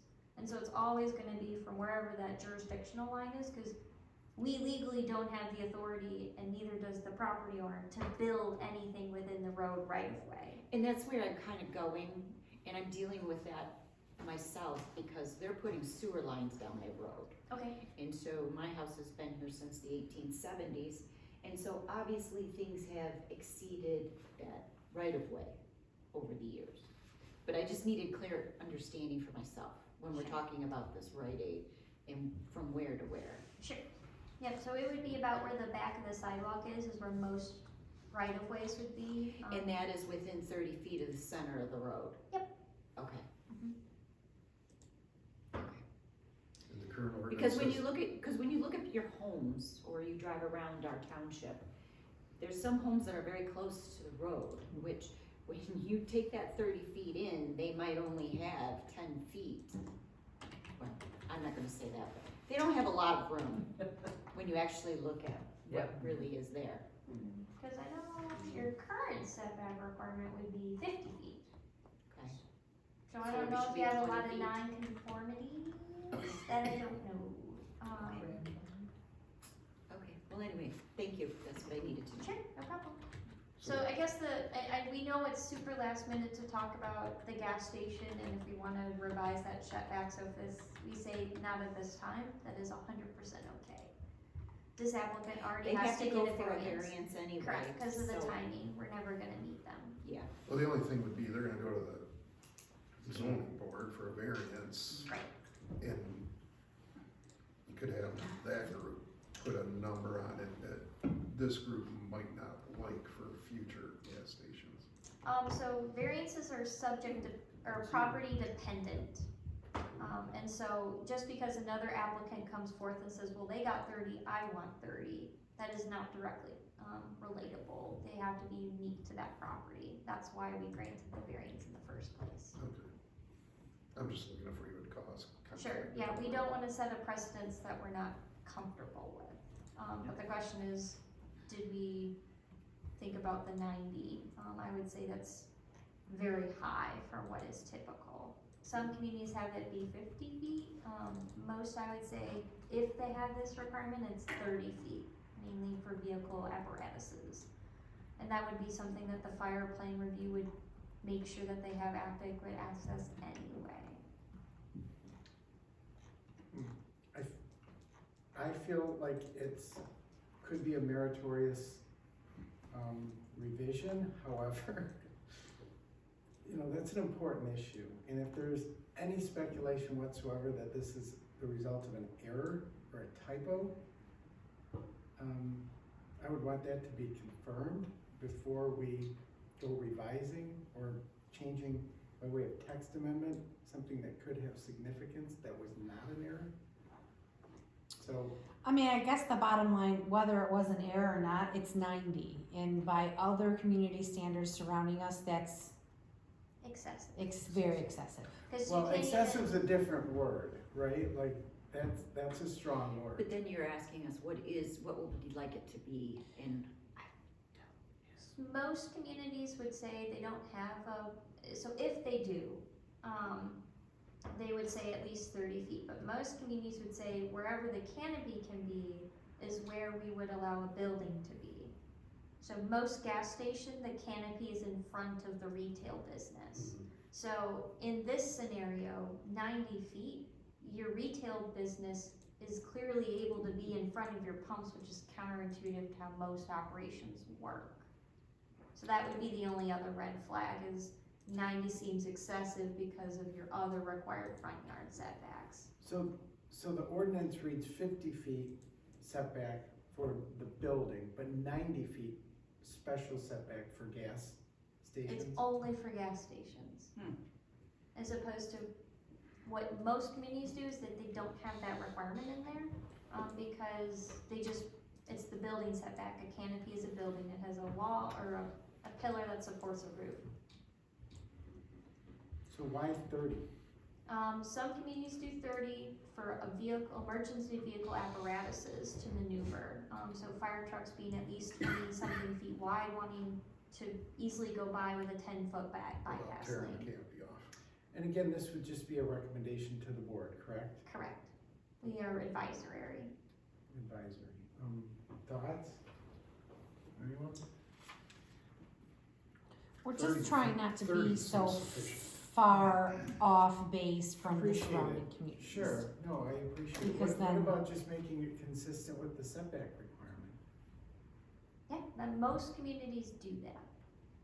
They just wouldn't have that requirement No, whatsoever. like no differentiating standard between a gas station and a structure. that makes sense. Because again, you Yeah. have fire services that review site plans, and if they're not comfortable with it, they have the authority to make changes too. But I'm also gonna say that the Marathon Gas Inn across the street, the canopy is in the actual road right away. Solid. But this was there a long time ago, Correct. clearly before, Grandfathered. Not before us, right? This is something that was historical. Yeah. Not our concern. so it's changed since they've been there, we can't make their, They're not I hate the conforming. word yes, they're non-conforming, legal non-conforming. Again, thoughts? I mean, I guess I would support I a like revision to. keeping it with what the standard is normally. Yeah. No Consistent with- exceptions. Yeah, keep the consistent with setbacks the surrounding same. townships. Which ours is 50? Hmm? The building setback is 50? I forget what it is for your commercial district. Cause that might be too big too, That might be what? too big. Mm-hmm. If everyone else is 30. I might disagree. We're See, not most everyone else. communities have it based on whatever their building setback is. As you get more urban, that distance shifts. But for a rural community like ours, typically it's a larger quantity. Well, isn't Dixie Highway, our setback, much greater than 30? Nope, we don't do it based on road class. It's the same. I thought our Dixie Highway was, The overlay, what's listed in the overlay, Oh, that's different. yeah, that's a whole nother right, can of worms.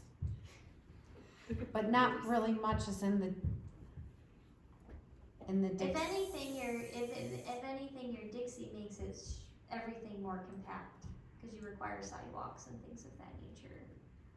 But again, we're not talking about the Dixie Right, overlay, right. We're talking about, Any gas station.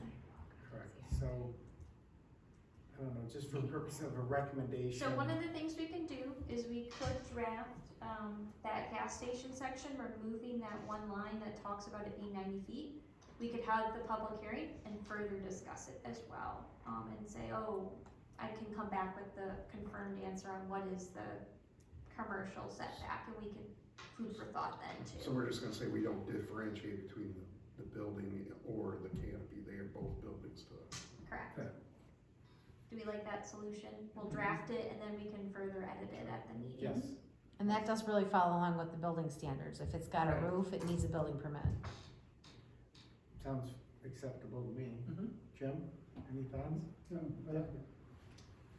Okay. What was I looking Not anymore. So, What about the other variances? Do we have to talk about those? Nope, we're not changing those. Okay. We're not gonna change our whole ordinance because of an applicant. That one's more glaring. The exterior lighting, I do have a professional opinion on it, but it is not an emergency, so we don't worry about it. so I guess given the discussion, the comments, all of the dialogue tonight, if anyone is inclined, I would entertain a motion to recommend approval of the text amendment revisions to the zoning ordinance. Anyone's And go to a public release then? Public correct. Move the issue down the line to a public hearing. So did you just make that or motion? Can I Yeah. make Yeah. an ordinance? You Can I move that we, make a recommendation to the township board for our revisions of all this mess? So the next step would be. Zoning ordinance amendments and possibly have a meeting. The next step will be a next time public month. hearing. So the motion would, more have to be that you would, make a motion to hold a public hearing on the text amendments as discussed. Dankeschön. That would be. That's what I said. So Lynn has offered a motion to, Hold a public hearing on the text amendments as discussed. is there a second? I'll second it. Any further discussion? All in favor? Aye. Any opposed? Okay, there being none, we have a recommendation to approve. Mike, a question, so what the schedule look like? That would be next meeting or? Correct, it would be our next meeting. We would, put in the paper a notice. So I have been asked by the township to draft that notice, so it's a summary notice. It's not gonna be item by item. The township on hand will have the text amendment, for public inspection. We're required to 15 days prior to the meeting. I don't know if you wanna just put it on the website so it's easier, for people to access, Yes. or, but I will have the notice as well as the proposed text amendments available for the township, and we'll be good to go. Excellent. Okay, then returning to the agenda. Moving to item 10C, which would be proposed revisions to our planning commission bylaws. Again, Caitlin, you did a nice job, as always, of kind of summarizing recommendations for our consideration. Those were included in the packet tonight. I guess I would propose to just kind of follow your April 7th correspondence Yep. sequentially under your direction. If you would. Alright, so, again, bylaws are meant to be your rules of conduct for your meeting purposes. You are statutorily required to have bylaws. It's been a while since we've looked at them, and so these are different discussion points for us to further decide. So clarification on a few different items, as far as, do you wanna make sure that there's a clear liaison from the township board to the ZBA, as well as, some communities have a youth representative, associated with their community that's a non-voting member. Is that of interest to your community? No. No problem. The other thing we clarify is terms, and so clarifying that, again, 3-year terms are common, you wanna make sure your membership is staggered, Instead of stagnant. That's what it says here.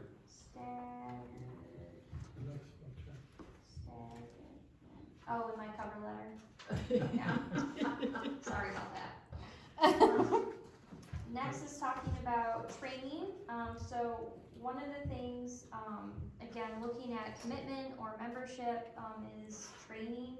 If a member is able to participate in training, they're a member in good standing.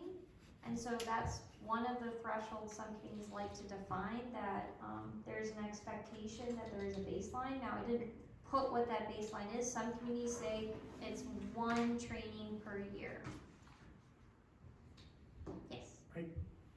Well, I guess we'll entertain discussion on that point, but I'd then like to back up to the term Oh, okay. after. Any thoughts on the training requirements to maintain good standing? Is this in-person training that's local or distant or online training? So we intentionally put it very vague in bylaws because there could be a variety of things. So Oakland County does usually a training every spring. So some of you, I believe, are signed up for the ZBA training next week. And that's in person at Oakland County. I will be there as well doing the training.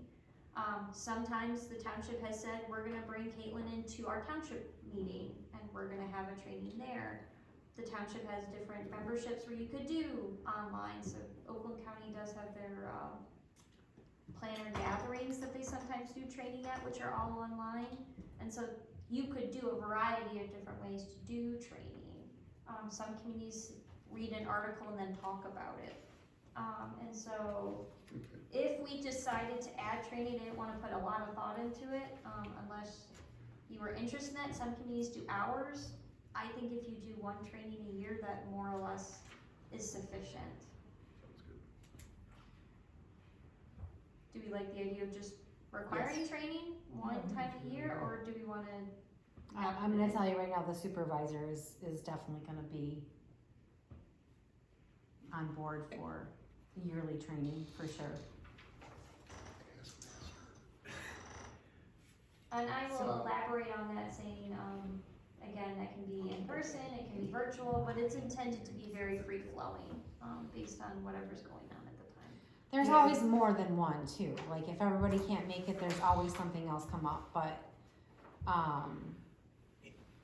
And here's my concern. It's a very nebulous concept, so it needs, I don't know, I think it's a question of just good faith and discharge of the responsibility to the township, but how heavy-handed does it get? Are you talking just a one-time requirement?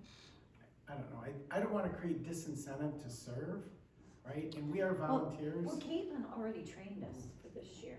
And I understand that there's a minimum. my that- thing is that people need to go to training, whether it be once a year or whenever. And I don't want anyone to get away with being on a 3-year term with absolutely no training and that just being okay. Because not on this board, but there are other boards that someone has not gone to training in the 3-year term that he's had. Mhm. And and that's a no-no. And typically there's a review process, so if you become a member in bad standing because of attendance or bad attendance, you're not following through with training, then it goes to the township board and they either don't renew your term, or they remove you because of those two components in the bylaws. So usually, most communities, there's a conversation that happens that's not noted in your bylaws, where you just say, what's going on? Why aren't you being here? Why aren't you participating? We need you to, and then if it doesn't get fixed, then they remove that member. But that's the basis of why some communities put that in there. I think one session a year is good. And there's a I schedule. mean, sometimes published it's a somewhere. weekend in Frankenmuth, you guys. No, I'm in favor of training. I've gone to training. Yeah, you've gone to plenty. And I think it's a laudable objective for anyone who serves on the commission. Yeah. But it needs to be, I don't know, Caitlin, what you would propose as, as the training minimum? I would just, We usually say one time a year, and then we would elaborate on that a little bit further to say in person, virtual, as authorized by the township board, or as authorized by the township, not the board. Well, someone would put together a list of acceptable trainings. Yes, when the training comes up, I will be notified. There's usually 2, 3 of them. I mean, this year for, zoning alone, I think I have 3 maybe to go to. And that's between what Caitlin does, what, the MTA provides, you can even go to, APA. There's tons of them, but I will give you at least 2 to 3 options per year. And I'll send an email out saying, hey, this has come up. does anyone wanna go to this? And if you can, go, if not, wait for the next one.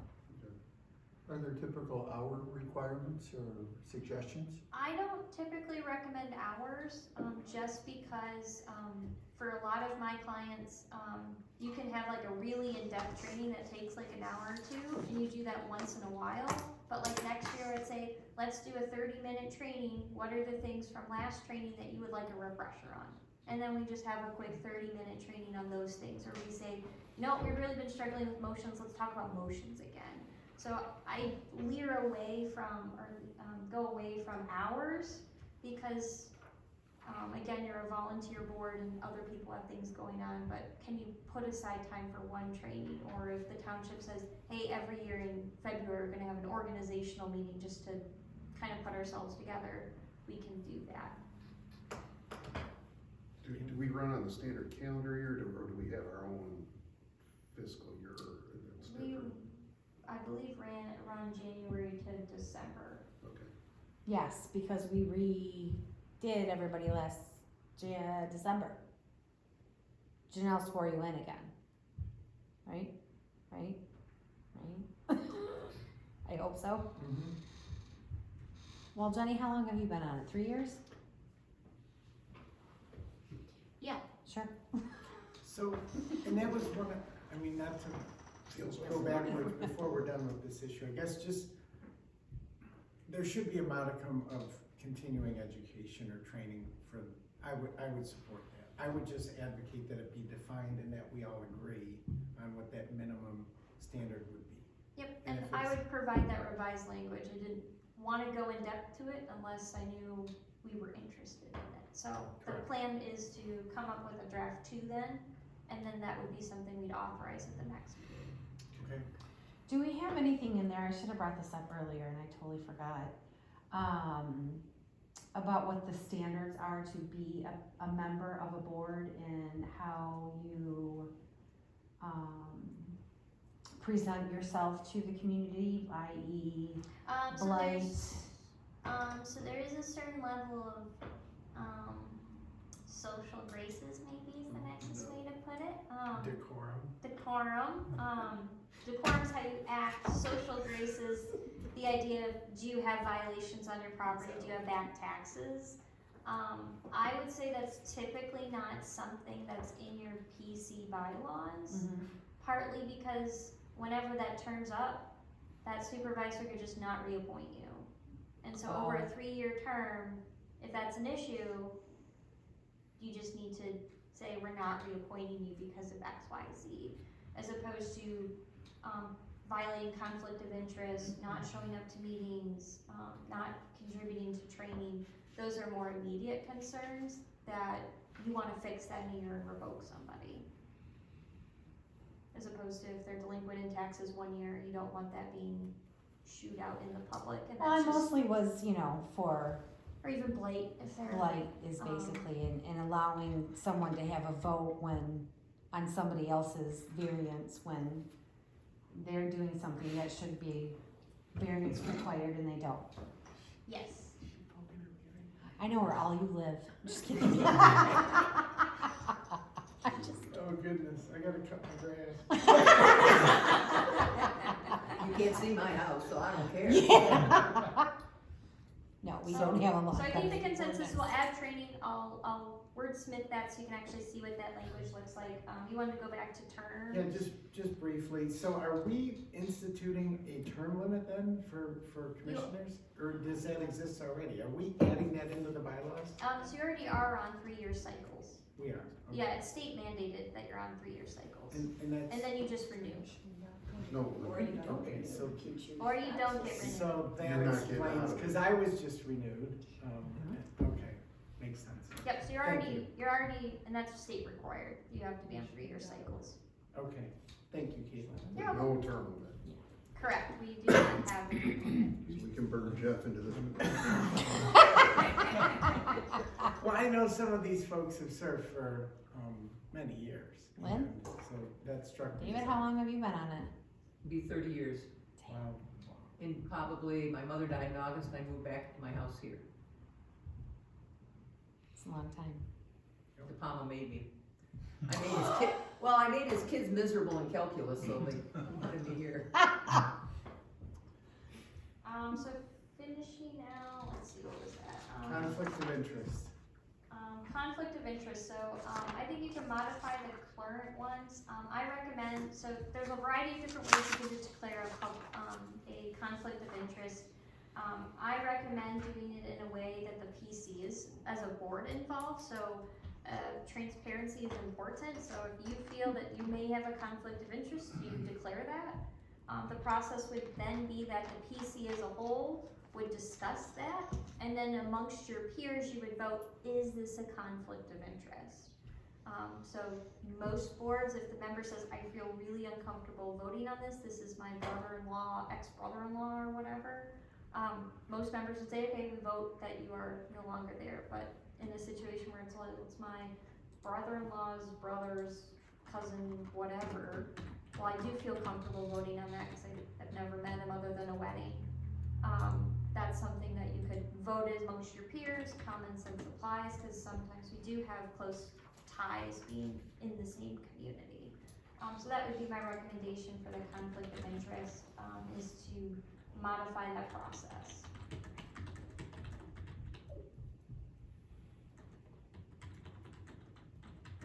The next is the election of officers, so clarify that the election procedure, what that is, and it be on an annual basis, rather than it being a specified time, so it says every January, well, we don't always have business in January.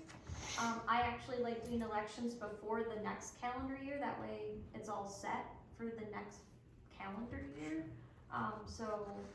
That's why I recommend just saying annually, and then we can self-regulate from there. The next component, is again, we do the nomination process, so I just kind of more or less clarified what that was. Let's see, order of business, attendance. Special meeting, Sorry, I lost myself, I thank you. had it at bullet point 6. So, special meetings, I recommend that you do it, any 3 members can call for a meeting, so the chairperson more or less can always call for a meeting, but in the lieu of the chairperson not wanting to hold a meeting, 3 members, so almost a majority, are required to then come together and then can declare that meeting. The timeframes are based on the Open Meetings Act, and so that would be my recommendation, is to more or less keep within state statutes unless you would want a larger lead time. Mainly the reason you would do that is to ensure that township staff can put material together. So that would be a reason you could keep it to 7 days, but that is different than the Open Meetings Act. When can they call it? So that's that 40-hour notice for public. How can they call it? Like, can Jeff call me and be like, or I can call Jeff and be like, hey, can you send me an email that we need a special meeting? Yeah. Okay.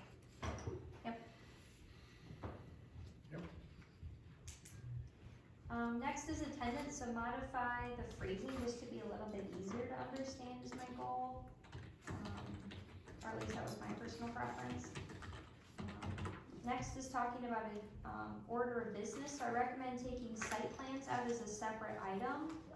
So for example, you could have a special land use and a site plan, and so now you're talking about 2 times on the agenda rather than you would naturally talk them together. And I just think it's easier to process your agenda as new business and old business. Do you more or less agree with that? Yes. Okay. Next is to clarify public participation. And so with public participation, one of the things is that we want to clarify what those different timeframes are. And so I don't know if you would like to maintain those as the 3 minutes periods, or if that's something that I recommend changing it to 2 minutes as opposed to 3 minutes. I like that, I like that. Well, I saw hold that. on one That was second, nice. because I don't know if we can, there's this new thing that the township boards came up with. Is that the guidelines we talked about last time? Yeah, the public comment to guidelines, I don't know, did they vote on this or anything? I don't believe so. Caitlin, why if I can ask, why the recommendation to shorten it? So, I guess in experience of listening to a lot of those meetings, typically people can say the same content in 2 minutes as opposed to 3 minutes. And so, again, most public comment, I would say, is probably about a minute, minute and a half. Whenever I'm timing them, going them through. We are not cutting somebody off every time we're having public comment at 3 minutes. So some communities have moved it to 2 minutes for that purpose, so then you don't have as many people lingering with their comments. But nothing's wrong if you'd like to keep it at 3. At the board meeting, last week, the exact terminology eludes me, however, we were not opening up to the public discussion. That the board was, thank you, that the board was there to convene, to conduct its business, and not entertain public discussion. And the notion would be the public discussion could come in at somebody's own time by either telephone call, or to come in and address things with the supervisor. Or during a public hearing. Or during a public hearing, thank you, yes.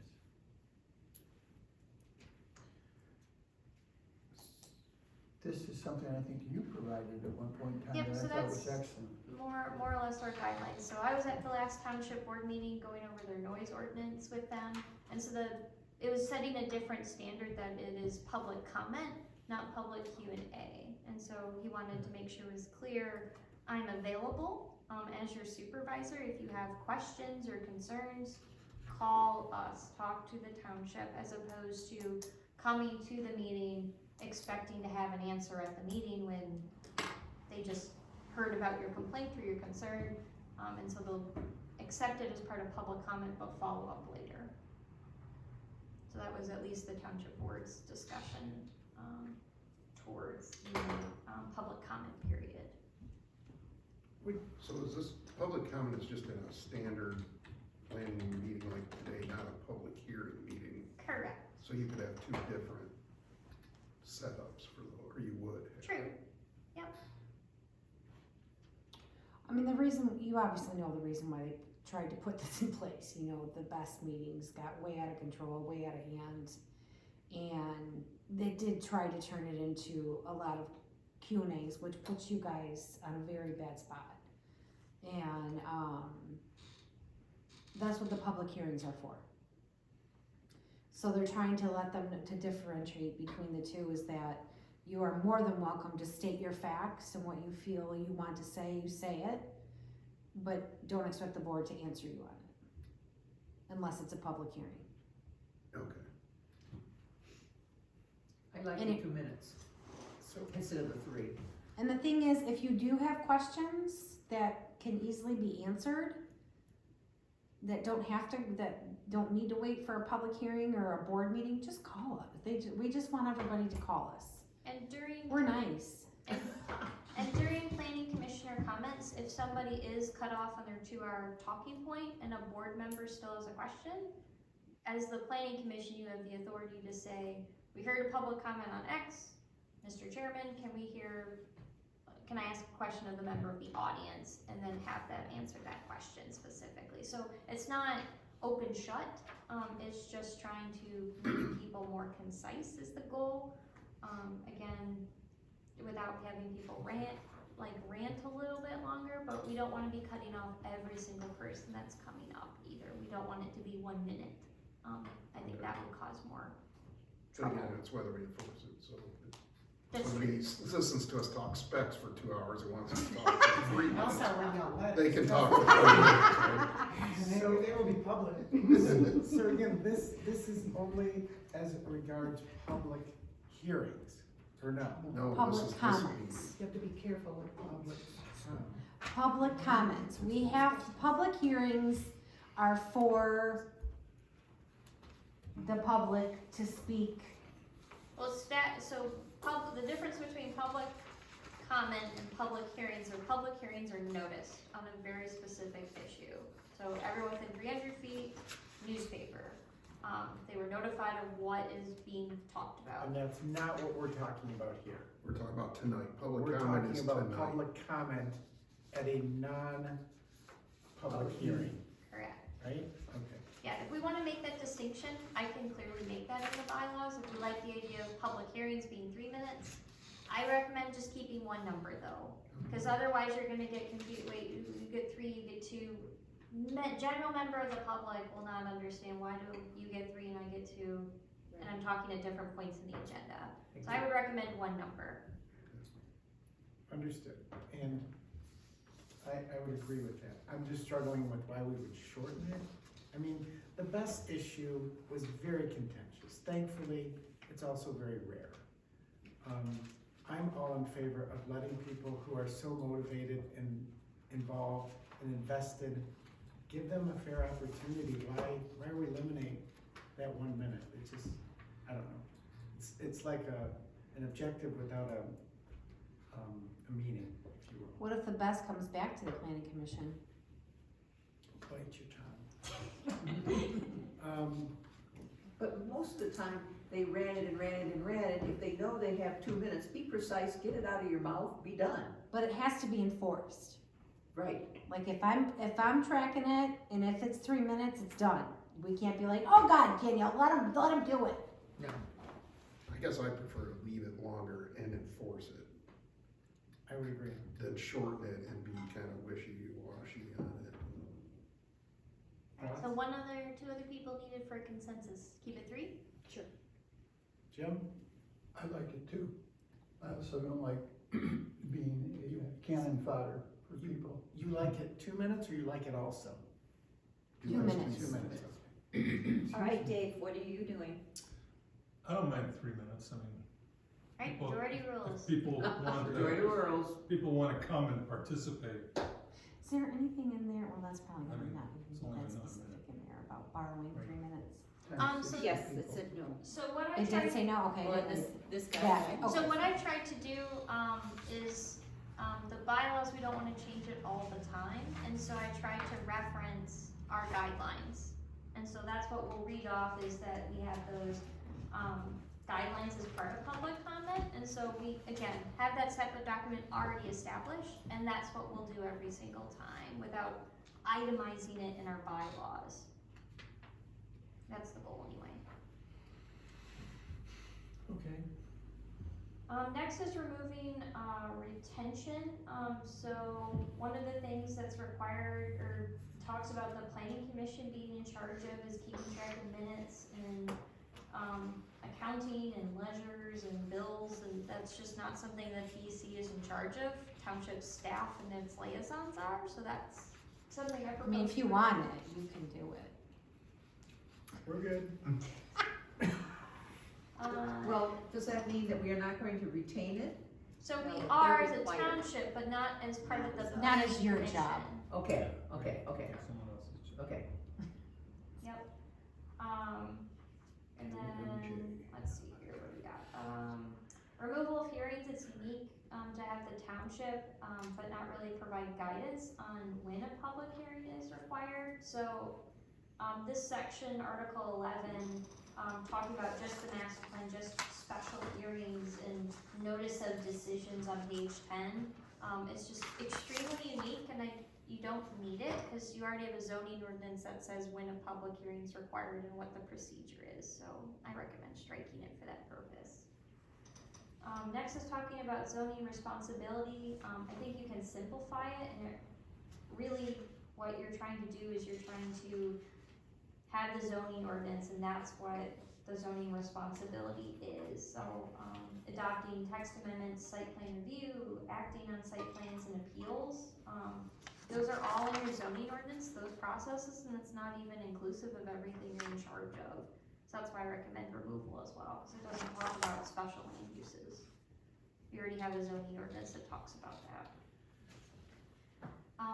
Next is modifying your, planning consultant, responsibilities. As I mentioned at our first meeting, I don't provide strict recommendations, and that's for legal reasons, so that I'm not on the opposite side of a decision you make. And so that's why I recommend striking that. And then lastly is the annual report. So you're required to provide an annual report rather than saying 3 months before the township's new fiscal year, which would be every July is their fiscal year and 3 months ahead. It's better just have it on a calendar year because that's how we're doing everything else for the planning commission. So that's why I would recommend just changing that to be on an annual basis. So with that, what I would propose doing is doing a further update to this based on our discussion tonight, so you have a clean copy for revisions next time. Your bylaws do not require review or approval by anybody other than yourselves. So pretty easy to change. Wonderful. So I anticipate this would be then ready for your next meeting. Look forward to it. Okay, any further discussion on the planning commission bylaws? No? We would then move to a discussion for agenda next month, our May meeting. What day of the month would that be, Daniel? Do you have that? That would be May 26th. Monday, May 26th. Well, I guess we can infer that the revisions to the bylaws would be part of that agenda. I don't know if public hearing on the text amendment to the zoning ordinance would get through the BZA. The text, No. that would go back to a Mixing public issues. hearing. I'm mixing issues, yes. So possibly a public hearing for May? We would do a public hearing for the text amendments in May, correct? I Okay. can have those drafts ready for that. And then you would have the planning commission bylaws, draft 2 available. And that's the only pending business we're aware of, other than if we get an application. But site plans, we've already would have required it to meet our new deadlines for review cycles. So we wouldn't have anything in May. The closest thing would be is June. We will have the Renaissance Festival. And what about the gravel pits? I don't have my plans yet. Dave Wardine at Kieft is still working on the drone flybys, so I can call him tomorrow to see where we are, because Levy themselves have been asking for it too. But I don't see that happening in May. I'm gonna say June. We usually had them in the past, earlier in the year. We're behind, well, I can run off in the guidelines of our mining applications. I can run off whatever existing year is in whatever year was approved. So we're probably a year behind. Because I had, the last permits they did was for the 23-24, but in our, which, I have to go over mining, because it's awful. Okay. Mining will be one of the things we'll be going over. Their permits are awful, what it says in our ordinance, it's not awful, but it's Not ideal. it's not ideal. And we go off, every pit has a consent judgment, that's a legal document from the courts stating what they can and cannot do. So, I don't know if we need half of what we have in there anyways, but Okay, well, I think we have pending items for our agenda next month. I guess back to tonight's agenda, any public comment that you Sure, would like why to not? offer? It's written into the, I do, into tonight's I have agenda. two things. And First, your name again? oh, I am Carrie Smith, I know I have to state it. And how do you Y'all know me. spell your last name, please? Okay, so first off, I wanna say thank you for one thing here with all of this. Because one of the things that I verbalized last year, as well as in a letter, is that there was no information given in advance for Bess even coming. And so it sounds like with what you're writing, this board will also be required, because you guys, like you said, some of you have been serving here a whole long time, but we don't all last forever. Do you know what I'm saying? Like, I'm not gonna last forever. So the fact is you're putting into place guidelines for the community, even if I move, that you're preparing for the community to know what's going on in the community, and it's their choice whether or not to be active or involved in it. So thank you for putting the board responsible for what they need to do, especially because you mentioned the Open Meetings Act and a couple other things that, I know what you're talking about. So it's really important, it's not just what the public's requirements are, but your guys' requirements, so I appreciate that. There Because is and sometimes always we- has been a process though. It Oh, may have not been under- followed. Understood. That later, or prior. Okay, so secondly, my agenda's different. I don't have a 10C. So I'm not sure why, but the one over here that I pulled, there's no 10C on mine that you mentioned. What you guys were just talking about at the end is not on my What was agenda. Did you get page 2? No, I have no page 2. Maybe I missed it. That could be my bad. I'll grab it before I go. Thank you. I looked at the back and everything, so I'm tired tonight. I probably did. Okay. Thank you for asking. And then the last thing is, could I get a copy, please, of those documents that you guys are looking at? Because I came late and I don't know everything that you guys are talking about. And like, for example, even on like animals in yards and whatever else, I'd like to just know.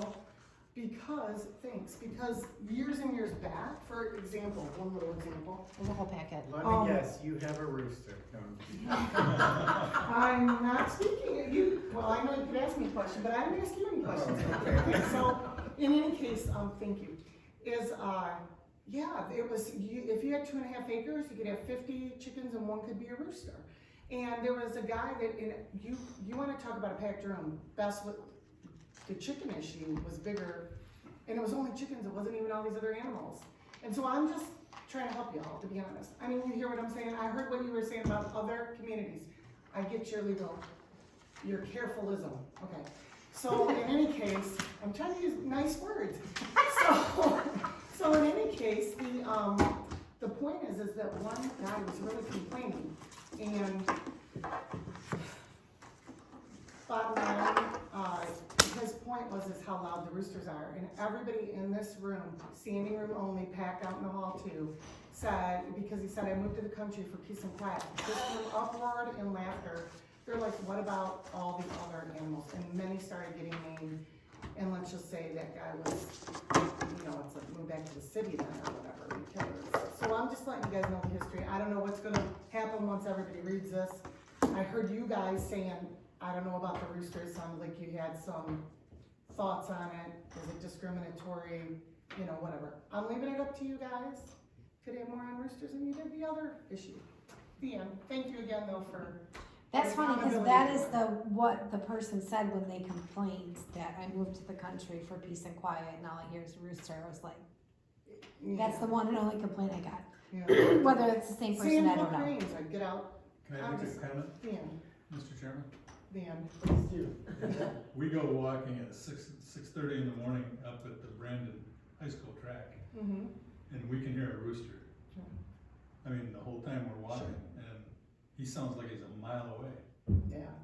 I mean, he's way out there somewhere. But I wouldn't want him, Coyotes, sand. wouldn't want him next door to my house. Sure. It's like living next to a train, but I get it. Trains are not our set. I'm just saying trees. Yeah. I don't care. Whatever you guys decide, just let me know. I've been here a long time. Thank you for coming. Yeah. What? For offering your thoughts. Yeah, these pretty. That's it. We used to have a peacock farm here off of Bird Road, and I think it was abandoned, wasn't it? Like I'm sorry? the peacock farm? I don't know about that. There used to be one off of Bird Road, and they just up and left the peacocks. Oh my goodness. I've never heard of that. They're dirty. Once in a while, you might see a peacock walking around. So I guess just before I entertain a motion to adjourn, I